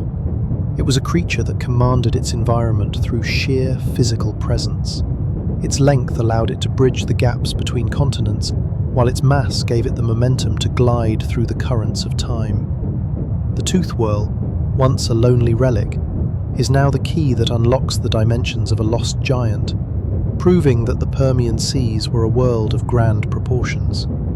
The estimation of total length reminds us that paleontology is a science of reconstruction. We take the fragments left by time, and through the laws of biology and physics, we rebuild the inhabitants of the past. Helicoprion stands as a testament to this effort, a creature that was once only a spiral in the sand, but is now recognized as one of the great voyagers of the ancient world, a silent and massive presence in the infinite ancient blue. In the depthless reaches of the Panthalassic, gravity is a constant pull toward the dark, cold floor of the abyss. For a massive predator like Helicoprion, staying afloat was not a matter of swimming harder, but a matter of sophisticated biological engineering. Unlike modern bony fish that utilize a gas-filled swim bladder for buoyancy, Helicoprion relied on the inherent properties of its cartilaginous skeleton and a specialized internal organ, a massive, oil-rich liver. This combination allowed the animal to achieve a state of neutral buoyancy, where it could hang suspended in the water column with almost no physical effort. A skeleton made of cartilage is significantly less dense than one made of bone. Bone is heavy, laden with calcium phosphate and other minerals that create a high-density frame. Cartilage, by contrast, is a lighter matrix of protein fibers and water. By choosing, in an evolutionary sense, to remain cartilaginous, the Helicoprion lineage reduced its overall body density by a substantial margin. This weight reduction was the first step in mastering the vertical world of the open ocean. It transformed the animal from a heavy object that must constantly fight to stay up into a lightweight vessel that could be easily balanced. However, even a cartilaginous skeleton is still slightly denser than seawater. To bridge this final gap, Helicoprion possessed a liver that accounted for a significant percentage of its total body mass. In modern pelagic sharks, which serve as our biological proxy, the liver can take up to 25% of the animal's weight. This organ is saturated with squalene, a low-density oil that is lighter than water. By regulating the amount of oil stored within its liver, Helicoprion could fine-tune its buoyancy. This allowed the animal to hover at specific depths, such as the nutrient-rich thermoclines where cephalopods gathered, without the need to constantly beat its tail. This system of hydrostatic buoyancy provided Helicoprion with a level of efficiency that bony fish could not match at such large sizes. A swim bladder changes volume as an animal moves up or down due to pressure, requiring constant and sometimes dangerous adjustments of gas. An oily liver, however, is incompressible. Whether the Helicoprion was at the sunlit surface or 500 meters down in the twilight zone, its buoyancy remained constant. This stability was essential for a predator that utilized the vertical stalking strategies we have observed, allowing it to glide upward toward its prey with the silence of a shadow. The interaction between buoyancy and the animal's physical shape was equally important. Because the tooth whorl was a concentrated area of high-density mineralized tissue in the head, Helicoprion was naturally nose-heavy. To prevent itself from pitching forward and spiraling toward the bottom, the animal used its pectoral fins as hydrofoils. As long as it maintained a slow forward speed, the lift generated by the fins balanced the weight of the jaw. This created a dynamic equilibrium, a state where the biology of the liver and the physics of the fins work together to keep the animal perfectly horizontal. The energy saved through this buoyancy system was diverted into growth and reproduction. In the resource-thin environment of the open sea, every calorie counts. An animal that doesn't have to fight to stay afloat can afford to grow to the massive 8-meter lengths we see in the fossil record. It can afford to produce the thousands of dermal denticles that protect its skin and the massive tooth whorl that secures its food. Neutral buoyancy was the energy subsidy that allowed Helicoprion to become a giant. There is also a sensory benefit to being neutrally buoyant. Because the animal was not constantly struggling against gravity, it produced very little self-noise or turbulence. This allowed its own sensory systems, like the lateral line and the inner ear, to function with much higher sensitivity. It could hear the low-frequency pulses of distant schools or feel the subtle wake of a passing competitor, because its own body was moving through the water with minimal interference. It was a silent receiver in a vast, liquid world. When a Helicoprion eventually reached the end of its life, this buoyancy system would eventually fail. As the metabolism slowed and the oils in the liver were depleted, the animal would begin its long, final descent. This whale fall of the Permian, though in this case a shark fall, would bring a massive influx of nutrients to the deep sea floor. The light cartilage and the heavy teeth would finally settle into the silt of the Phosphoria basin, where the process of fossilization would begin its slow work. As we look at the Helicoprion today, we see only the heavy stone of its teeth. But to truly visualize the animal, we must imagine the lightness of its living form. We must see a creature that was a master of the vertical dimension, a titan that could float as effortlessly as a piece of driftwood, yet move with the precision of a spear. The buoyancy of cartilage was the foundation of its freedom, allowing it to roam the entire volume of the Panthalassic Ocean without ever feeling the weight of the world. The Helicoprion glides on, held in the gentle embrace of the water. It is a creature of balance, a creature of the midwater, neither rising nor falling, but existing in a state of perfect, suspended grace.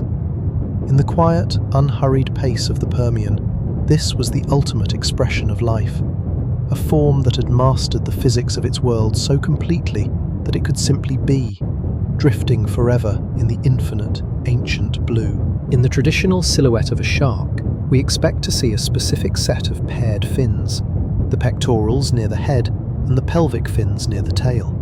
However, the eugenodontid lineage, and Helicoprion specifically, presents a radical departure from this standard blueprint. Fossil evidence and comparative anatomy suggest that these animals had significantly reduced or entirely absent pelvic fins. This was not an evolutionary oversight, but a specialized adaptation for a life defined by high efficiency, long-distance cruising in the open water. In most fish, pelvic fins serve as stabilizers or brakes. They help the animal pitch, roll, and execute sharp maneuvers.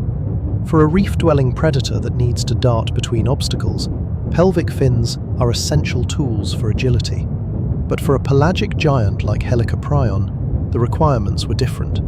Living in the featureless expanse of the Panthalassic, the animal did not need to make sudden stops or tight turns. Instead, it needed to minimize drag. Every extra appendage creates parasitic drag, a force that resists forward motion and consumes energy. By losing the pelvic fins, Helicoprion streamlined its rear profile, allowing the water to flow even more smoothly toward its powerful tail. This anatomical reduction shifted the entire burden of steering and stability to the front of the animal. With the pectoral fins handling lift and the fusiform body providing a steady hull, the rear of the Helicoprion became a dedicated propulsion unit. The absence of pelvic fins allowed for a longer, uninterrupted muscular trunk. This configuration is often seen in high-performance thunniform or chorangiform swimmers, animals that generate thrust by oscillating the rear third of their body. By simplifying the anatomy of its underside, Helicoprion optimized itself for the sustained glide, the low-energy transit that allowed it to inhabit the global corridors. The lack of pelvic fins also has implications for the animal's reproductive biology. In modern sharks and rays, the pelvic fins are the site of the claspers, specialized organs used for internal fertilization. The absence or extreme reduction of these fins in Helicoprion suggests that their reproductive mechanics were fundamentally different from the elasmobranchs we know today.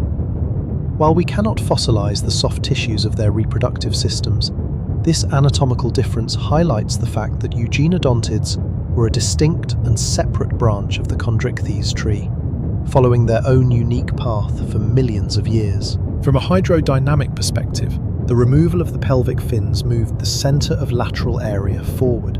This made the animal more directionally stable, meaning it was easier for Helicoprion to maintain a straight course even in the presence of cross-currents.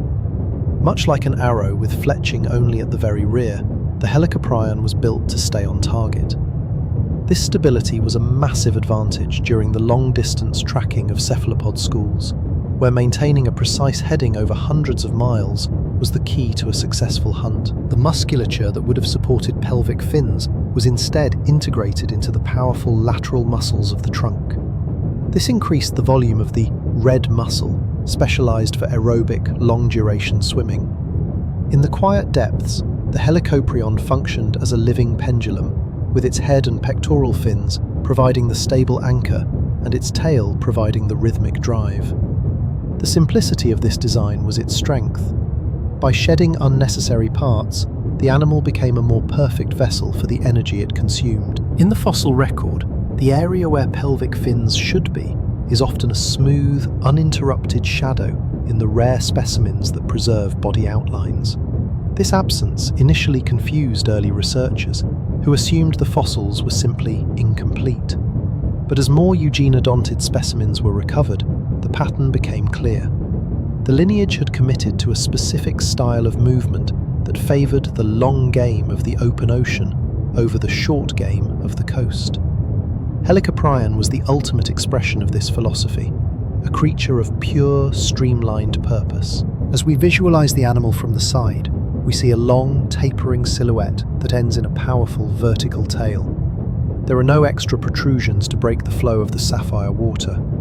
The Helicoprion moves with a singular, focused grace, its body a testament to the idea that in the vastness of the sea, less is often more.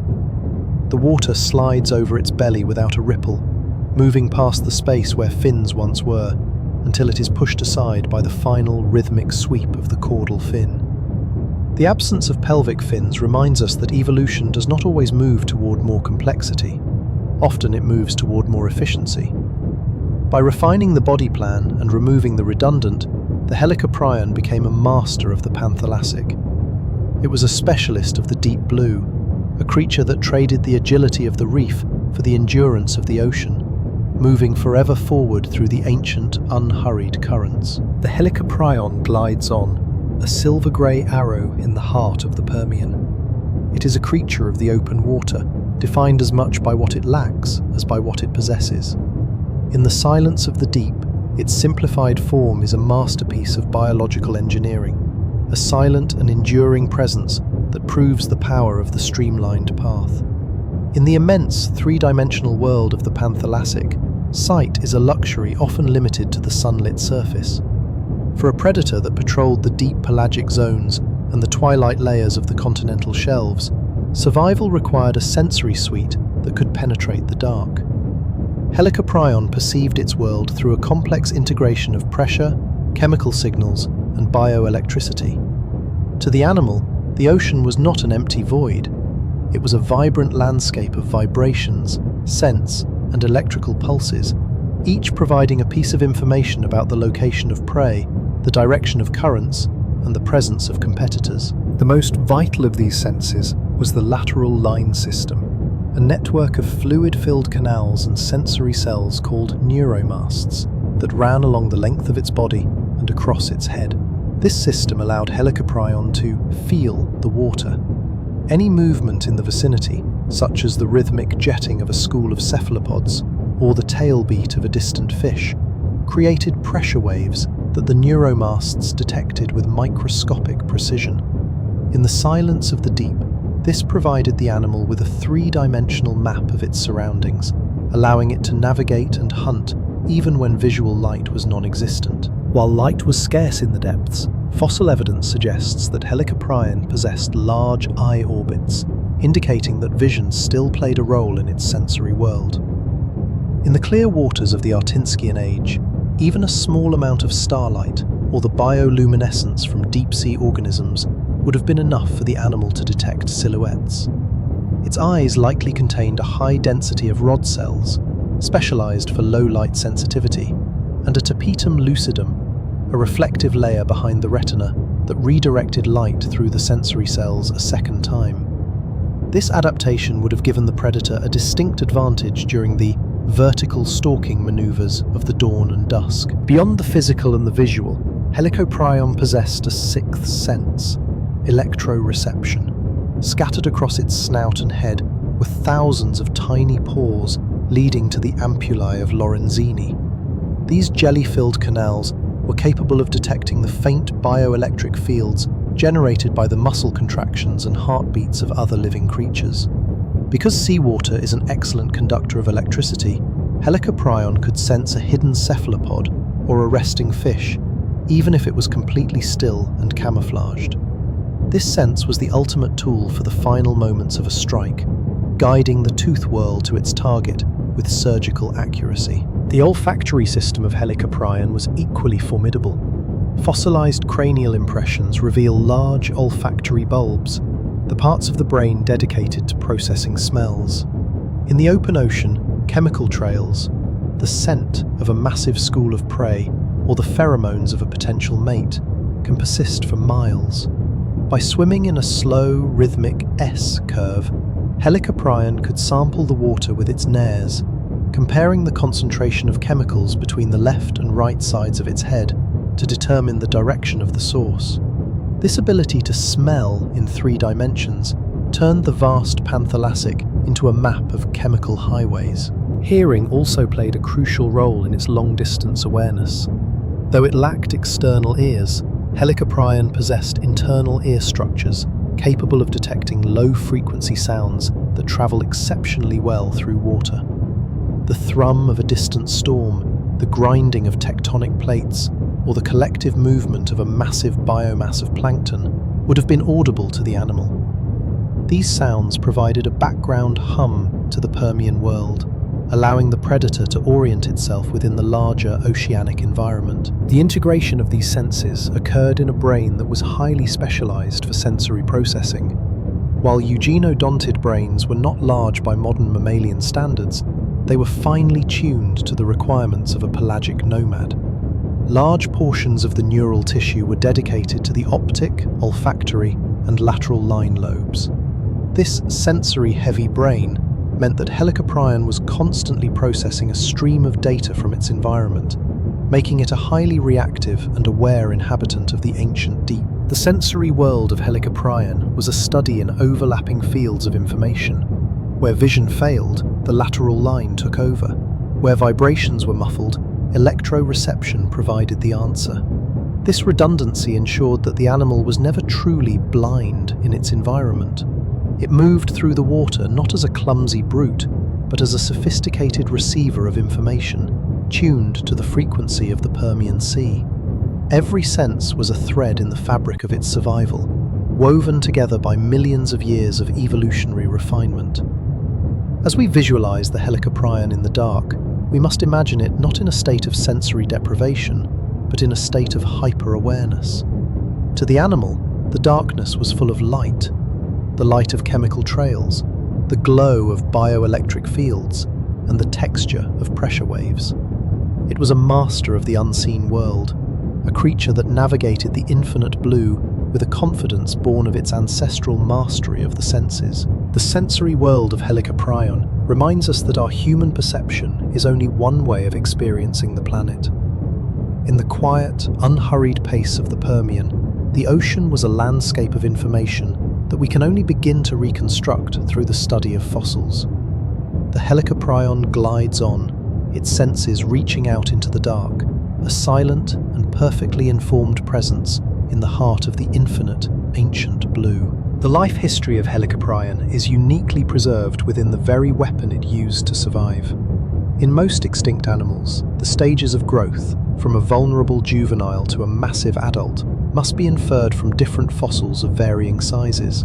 However, because Helicoprion never shed its teeth, a single adult whorl acts as a biological diary. The center of the spiral contains the teeth grown during the animal's first months of life, while the outer revolutions represent its final years.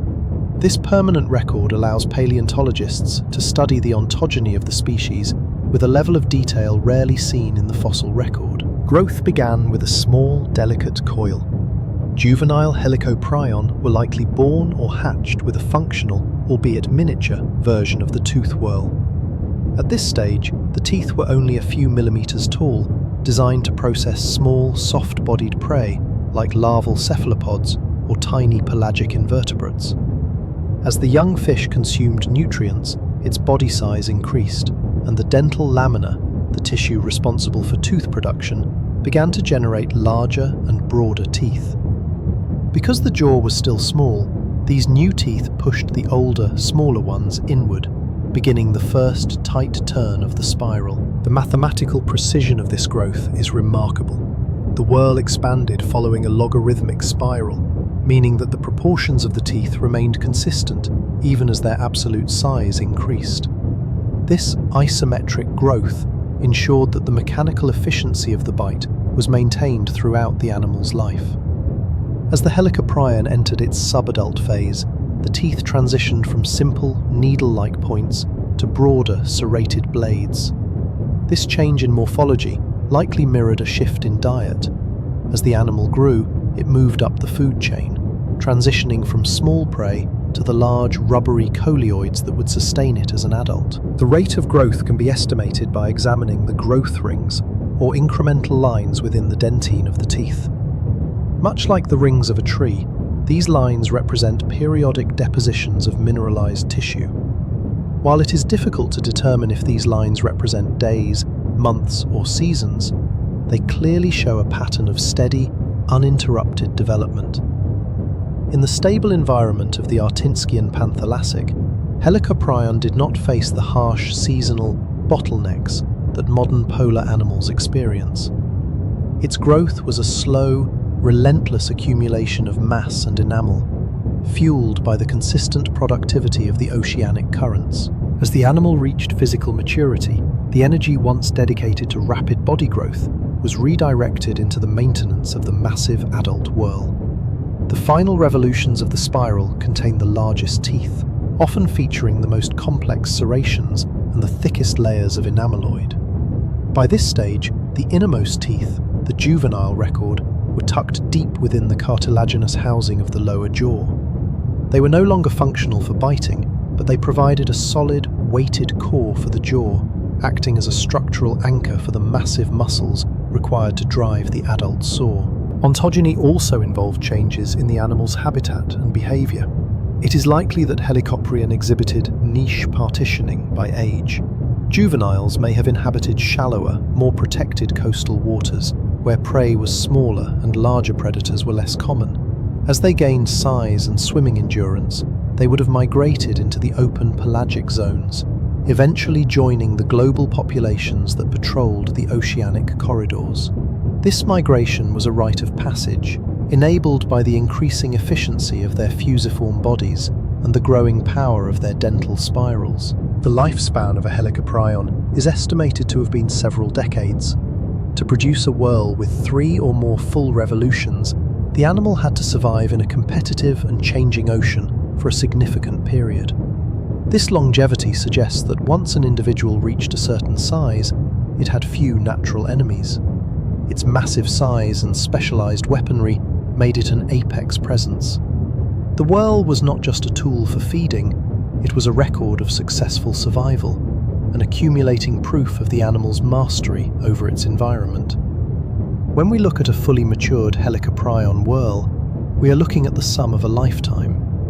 The tiny, worn teeth at the center are the echoes of a small creature navigating the Permian shallows.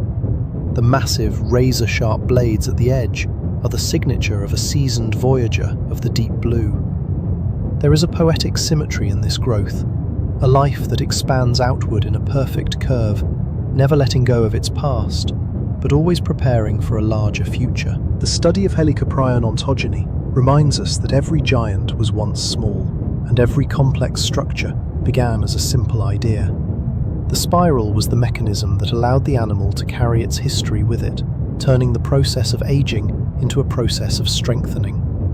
In the quiet, unhurried pace of the Permian, the Helicoprion grew with the rhythm of the sea, a living spiral that mirrored the turning of the earth and the steady flow of the ancient currents. The Helicoprion glides on, its whorl a little larger with every passing year. It is a creature of time, a creature of growth, defined by the slow and beautiful geometry of its own existence. In the sapphire light of the ancient deep, the spiral continues to turn, a silent and enduring record of a life well lived in the heart of the infinite, ancient blue. In the vast and productive Panthalassic Ocean, Helicoprion was not the only giant. The Permian marine world was a complex tapestry of apex predators, including other large eugenodontids, primitive sharks, and massive actinistian coelacanths. To survive in such a competitive landscape, these species utilized niche partitioning, a biological strategy where different species specialize in specific resources or habitats to avoid direct competition. For Helicoprion, this meant evolving away from the generalist hunting styles of its peers and becoming a hyper-specialist of the open-water, soft-bodied prey guild. While many of its contemporaries, such as the massive hybridous ancestors, possessed jaws designed for a grip and tear or crush feeding style, Helicoprion focused exclusively on the slice. This mechanical distinction allowed it to share the same waters with other large fish without competing for the same food. While a large hybridont might target armored fish or thick-shelled brachiopods on the seafloor, Helicoprion patrolled the mid-water columns, harvesting the schools of ancestral squid. This division of labor ensured that the available energy in the ecosystem was distributed across multiple lineages rather than being monopolized by one. Niche partitioning also occurred spatially. Fossil evidence suggests that different large predators occupied different layers of the ocean. While some species were benthic specialists, living their lives near the sediment and reef systems, Helicoprion was a pelagic nomad. Its fusiform body and buoyancy system were optimized for the blue water, far from the coastal competition. By living in the open ocean, it accessed a food source that was less available to more maneuverable, shore-bound predators. It was the master of the empty spaces, turning the vast volume of the Panthalassic into its own private hunting ground. Temporal partitioning may have also played a role in this coexistence. In modern oceans, different predators often utilize the same space at different times of the day. Helicoprion, with its large eyes and sophisticated sensory suite, was perfectly equipped to be a crepuscular or nocturnal hunter, active during the hours when the deep scattering layer of cephalopods moved toward the surface. By hunting in the dim light or total darkness, it avoided direct interaction with visual heavy predators that relied on bright sunlight to track their prey. This shift sharing of the ocean's resources allowed for a higher density of large-bodied animals than the ecosystem could otherwise support. Even within the eugeneodontid family itself, we see evidence of partitioning. Helicoprion shared the seas with relatives like Sarcoprion and Idestus. While they shared a similar cartilaginous ancestry, their dental mechanics were distinct.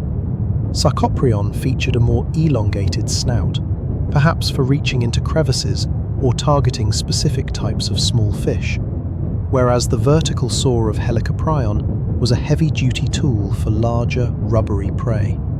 This diversity within the order shows that the midline tooth row was a versatile blueprint that could be adapted into various specialized roles. The stability of the Permian environment was the key to this complex social structure. Niche partitioning requires time and environmental consistency to develop. If the habitat is constantly changing, species are forced back into generalist roles to survive. In the unhurried world of the Artinskian age, Helicoprion had millions of years to refine its role as the ocean's premier shearer. It did not need to be the best at everything. It only needed to be the most efficient at its specific task. This specialization created a world of balance, where every giant had its place and every spiral had its purpose. This balance also extended to the juvenile stages of these animals. By using different nursery grounds, such as sheltered lagoons or inland seaways, young Helicoprion avoided competing with the adults of their own species, as well as the adults of other lineages. This ontogenetic niche partitioning ensured that the next generation could grow to maturity without being outcompeted by the established masters of the open sea. The Permian Ocean was not just a theatre of combat, it was a highly organised system of resource management. When we observe the fossil record, we see a snapshot of this harmony.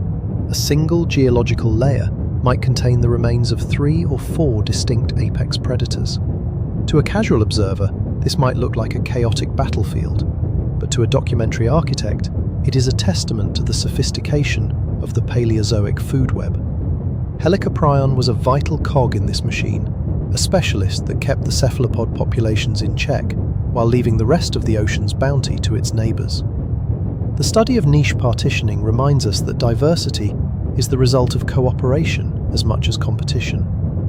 By carving out a unique existence, Helicoprion ensured its own long-term success. It was a creature that knew its limits and mastered its strengths, a silent and enduring presence in a world that had room for many giants. The spiral of its teeth was not just a weapon, but a badge of its specific office in the ancient sea. The Helicoprion glides on, passing a massive coelacanth in the shadows. There is no conflict, only the steady, rhythmic movement of 2 different worlds inhabiting the same water. In the sapphire light of the ancient deep, the ocean is a vast and organised cathedral, and the Helicoprion is its most specialised inhabitant, moving forever forward in the heart of the infinite ancient blue. In the featureless blue of the Panthalassic, where the horizon is a circle and the depths are an abyss, the ocean is not empty. It is a dense, moving medium of chemical information. For Helicoprion, the water was thick with scent trails, molecular signatures left behind by every living organism. While light is absorbed by the water and sound can be distorted by thermoclines, chemical signals are persistent and reliable. To navigate and survive, Helicoprion operated as a master chemist of the deep, utilizing a sophisticated olfactory system to read the invisible maps written in the currents. The primary apparatus for this sense was the olfactory rosette, a complex structure of folded tissues located within the nasal capsules of the snout. In Helicoprion, fossilized cranial impressions suggest these capsules were large and well developed. As the animal swam, water was forced through the nares, passing over the sensory epithelium. Each fold of the rosette increased the surface area, allowing the animal to detect even a few molecules of a specific compound amidst billions of gallons of water. This sensitivity allowed Helicoprion to detect the blood trail of a wounded animal, or the specific amino acids released by a spawning school of cephalopods from kilometers away. This chemical sense was the primary tool for long-range detection. In the vastness of the open sea, an encounter with prey is not a common event. Helicoprion would spend days in a state of sensory surveillance, waiting for a hit on its olfactory system. Once a scent was detected, the animal would engage in cartilaginous, a searching behavior where it would move its head side to side in a rhythmic arc. By comparing the intensity of the scent between the left and right nostrils, it could determine the direction of the source, effectively triangulating its way toward the prey. This was a slow, methodical process, a silent pursuit guided by the chemistry of the water. Beyond hunting, chemical signaling was the language of social and reproductive interaction. In the absence of vocalizations, Helicoprion likely used pheromones to communicate over vast distances. During the breeding season, individuals would release specific lipid-based compounds into the water. These signals carried information about the individual's species, sex, and physiological readiness. In the immense Panthalassic, where two individuals might be separated by hundreds of miles of water, these pheromonal trails were the only way to ensure the continuation of the lineage. The ocean acted as a global bulletin board, where the chemical signatures of the eugenodontids were posted on the currents. The stability of the Permian currents was essential for this chemical navigation. Because the major gyres were predictable and persistent, a scent trail could remain coherent for long periods. Helicoprion likely memorized the chemical thumbprint of specific oceanic corridors, the unique blend of minerals, plankton metabolic byproducts, and temperature that defined a particular current. This allowed the animal to navigate the global corridors with the precision of a modern traveller following a highway. To the Helicoprion, a change in the water's chemistry was a signpost, indicating a turn in the current or the approach of a continental shelf. The relationship between the animal's olfactory system and its brain was a direct, high-speed connection. The olfactory bulbs in the brain of Helicoprion were proportionally large, reflecting the massive amount of neural processing required to filter and interpret the chemical soup of the sea. The brain had to distinguish between the background noise of the ocean and the critical signals of survival. This required a high degree of chemical memory, where the animal could recognize thousands of different scents and associate them with specific outcomes: food, danger, or a mate. Environmental factors, such as upwelling zones, were major chemical landmarks. These areas, where nutrient-rich water from the deep rose to the surface, were accompanied by a distinct chemical signature of cold, mineral-laden water. These signatures were the green flags of the ocean, signaling areas of high productivity where cephalopod schools were guaranteed to gather. Helicoprion would follow these chemical beacons, moving from one upwelling zone to the next along the margins of Pangaea. The Phosphoria Formation, where so many fossils were found, would have been one such landmark, a destination written in the chemistry of the basin. In the final moments of a hunt, the chemical sense worked in tandem with the electroreceptors and the lateral line. As the predator closed the distance, the scent became an overwhelming proximity alert. The sudden release of ink or alarm pheromones from a school of squids would trigger a predatory response in the Helicoprion, shifting its behavior from the slow tracking mode to the focused mechanical execution of the strike. The spiral saw was the tool, but the chemical sense was the guide that brought it to the target. As we visualize the Helicoprion moving through the sapphire light, we must see the water as a living, breathing tapestry of information. The animal is not swimming in a void, it is reading a story. Every molecule is a word, every current is a sentence, and the ocean is a vast, liquid library. The Helicoprion is a scholar of this world, a creature that understands the secret language of the deep. The study of chemical signaling reminds us that there are many ways to see the world. In the quiet, unhurried pace of the Permian, the Helicoprion was a master of the unseen. It moved with a confidence born of its ability to read the water, a silent and perfectly informed presence in the heart of the infinite, ancient blue. The spiral of its teeth continues to turn, but the chemical trails it followed have long since dissipated, leaving only the stone and our imagination to reconstruct its sensory journey. For nearly 10 million years, Helicoprion reigned as a stable, unchallenged masterpiece of the Panthalassic. However, as the Middle Permian transitioned into the Late Permian, the geological and atmospheric forces of Earth began to shift. This period, known as the prelude to the Great Dying, was marked by a gradual but relentless change in the oceanic equilibrium that had supported the eugenodontid lineage for eons.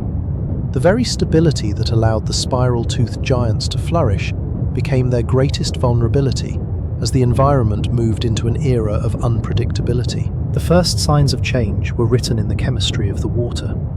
Massive volcanic activity in what is now China, the Amitian Traps, began to release immense quantities of carbon dioxide into the atmosphere.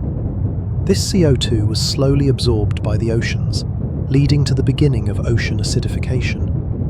For a creature like Helicoprion, whose entire life revolved around the massive mineral investment of the tooth whorl, changes in water pH were critical. Acidification affects the availability of calcium carbonate and phosphate, the raw materials required to build the enamel-coated blades of the spiral. Simultaneously, the global temperature began to rise, disrupting the steady, oceanic highways that Helicoprion had navigated for millions of years. As the poles warmed, the temperature gradient between the equator and the polar regions weakened. This led to a slowing of the great Panthalassic gyres. The reliable upwelling zones, the biological hotspots like the Phosphoria Basin, began to falter. Without the constant influx of cold, nutrient-rich water, the massive blooms of plankton that fed the cephalopod schools began to diminish. The energy pyramid that supported an 8-meter predator was starting to contract at its base. Prey availability became inconsistent. The cephalopods and early coleoids, themselves sensitive to oxygen levels and temperature, began to shift their ranges or decline in number. Helicoprion, a hyper-specialist, was ill-equipped to adapt to a new diet. Its vertical shearing jaw was a tool designed for a specific texture. It could not easily switch to crushing the increasingly armoured organisms that were surviving the early stages of the environmental shift. The niche partitioning that had once ensured peace and plenty now became a prison. The animal was locked into a role that the ocean was no longer able to support. The physical environment of the continental shelves was also changing. Sea levels fluctuated as tectonic plates shifted, altering the depth and extent of the epicontinental seas like the Uralian Seaway. The quiet, low-oxygen basins that had once provided perfect nurseries and preservation sites for Helicoprion were being replaced by turbulent, shallow-water environments. These changes increased the background stress on the population. While no single event was yet lethal, the cumulative effect of acidification, warming, and food scarcity began to thin the global population of the eugenodontids. During this prelude, we see a reduction in the size of the Helicoprion fossils found in the stratigraphic record. This phenomenon, often called the Lilliput effect, is a common signal of environmental stress. As resources become scarce, evolution favors smaller individuals that require less energy to reach maturity. The era of the 10-meter giants was coming to a close. The spirals found in the later Permian layers are often smaller and less robust, reflecting an animal struggling to find the minerals and calories necessary to reach the ground proportions of its ancestors. The social and reproductive structures of the species were also likely impacted. In an ocean where scent trails were becoming muddled by changing chemistry, and where individuals were fewer and further apart, finding a mate in the vastness of the Panthalassic became an increasing challenge. The long-distance chemical highways were failing. The connectivity that had made Helicoprion a global citizen was breaking down, leaving isolated populations to face the changing world alone. Despite these challenges, Helicoprion did not disappear overnight. It was a resilient lineage that had weathered millions of years of history. It continued to drift, continued to hunt, and continued to grow its spirals even as the world around it grew harsher. But the prelude was merely the first movement in a much larger tragedy. The environmental shifts were the warning signs of a planetary threshold that was about to be crossed. A threshold that would redefine life on Earth forever. As we visualize the Helicoprion in these late stages, we see a creature out of time. It moves through water that is warmer, more acidic, and emptier than the sapphire seas of its youth. Yet, it still glides with the same rhythmic grace, a silver-grey shadow of a world that is passing away. The spiral of its teeth remains a masterpiece of geometry, but the world it was designed to harvest is fading into the dark. The study of this prelude reminds us that even the most successful masters of an environment are subject to the larger rhythms of the planet. The Helicoprion was a part of the Permian, and as the Permian began to fracture, so too did the reign of the spiral. The ocean was no longer a silent cathedral of stability. It was becoming a theatre of change, and the long, slow drift of the Eugenodontids was entering its final, quiet mile. The curtain of the Permian period did not fall gently. It collapsed in the most profound biological catastrophe the planet has ever endured. Known as the Permian Triassic Extinction Event, or the Great Dying, this threshold saw the loss of over 90% of all marine species. For the Helicoprion lineage, which had spent 10 million years refining a single, specialized way of life, the suddenness and severity of this shift were insurmountable. As the oceans became a theatre of stagnation and chemical upheaval, the era of the spiral-toothed giants reached its final, silent conclusion. The catalyst for this global collapse was the eruption of the Siberian Traps, a massive volcanic event that released trillions of tons of carbon dioxide and sulfur into the atmosphere. The resulting greenhouse effect caused sea surface temperatures to skyrocket, in some regions exceeding 40 degrees Celsius. For a pelagic cruiser like Helicoprion, which relied on stable, temperate waters to maintain its metabolic balance, these temperatures were lethal.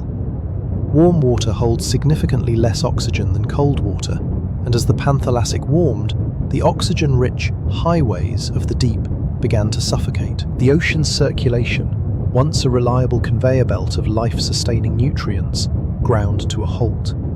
This led to widespread marine anoxia, the total depletion of oxygen in the water column. Helicoprion, an animal built for sustained aerobic cruising, was trapped in a dying medium. The vertical stalking strategies it had used for eons were now impossible. The deeper layers where it once rested were now toxic zones of hydrogen sulfide. The predator was forced toward the surface, where the water was too warm and the prey was increasingly scarce. The specialized food web of the Artinskian and Rhodian ages disintegrated. The cephalopods and ammonoids, the primary energy source for Helicoprion, were hit hard by the acidification and warming of the seas. As their populations plummeted, the apex predators at the top of the pyramid were the first to face extinction. The hyper-specialization of the Helicoprion jaw, once its greatest strength, became its final undoing. There were no alternatives in a dying ocean. The spiral saw, designed to slice through the soft tissues of a thriving sea, had nothing left to harvest. In the stratigraphic record, the fossils of Helicoprion simply cease to appear. There is no gradual transition, no last stand in the Triassic layers. The lineage of the eugenodontids, after 100 million years of success, vanished entirely. They left behind no descendants. The niche of the large-bodied, cartilaginous shearing predator would remain empty for millions of years. The ocean that emerged in the Triassic was a different world, a world of reptiles and new lineages of bony fish, where the rules of the spiral no longer applied. Yet, the legacy of Helicoprion endured in the stone. As the Great Dying concluded, the sediment of the Phosphoria and Uralian basins hardened into rock, sealing the tooth whorls in a mineral embrace. For 250 million years, these spirals waited in the dark as continents drifted, mountains rose, and new eras of life began and ended. They remained as a silent testimony to a time when the Earth belonged to a different kind of giant, a testament to a biological experiment of perfect geometry and specialized grace. When these fossils were finally brought into the light by human hands, they challenged our understanding of what was possible. They forced us to look at the ocean not as a static backdrop, but as a dynamic and changing home that has seen many masters. Helicoprion reminds us that even the most successful and specialized life forms are part of a larger, fragile planetary balance. Its story is one of endurance, of incredible adaptation, and finally, of the limits of specialization in the face of global change. As we conclude our journey through the Panthalassic, we see the Helicoprion one last time. It is a shadow in the deep, moving with a rhythmic, unhurried pulse. It does not know that the world is changing. It only knows the feel of the water against its skin and the weight of the spiral in its jaw. It is a creature of the glide, a wanderer of the infinite blue, existing in a moment of prehistoric perfection that will never be repeated. The ocean remains, a vast sapphire expanse that covers most of our world. But the Helicoprion is gone. All that remains are the stone spirals, cold and sharp, found in the high deserts and the mountain peaks. They are the keys to a lost kingdom, the physical evidence of a world that was once entirely theirs. In the silence of the museum, the teeth still seem to hold the rhythm of the ancient currents, a lingering echo of a time when the spiral was the most lethal and beautiful shape in the sea. The Helicoprion has finished its journey. The water is still, the sun has set on the Permian, and the spiral has finally stopped turning. But in the infinite, ancient blue of our imagination, the giant continues to glide, a silent, enduring presence, forever held in the steady, rhythmic pulse of a world that was, for a time, a perfect place for the spiral to flourish.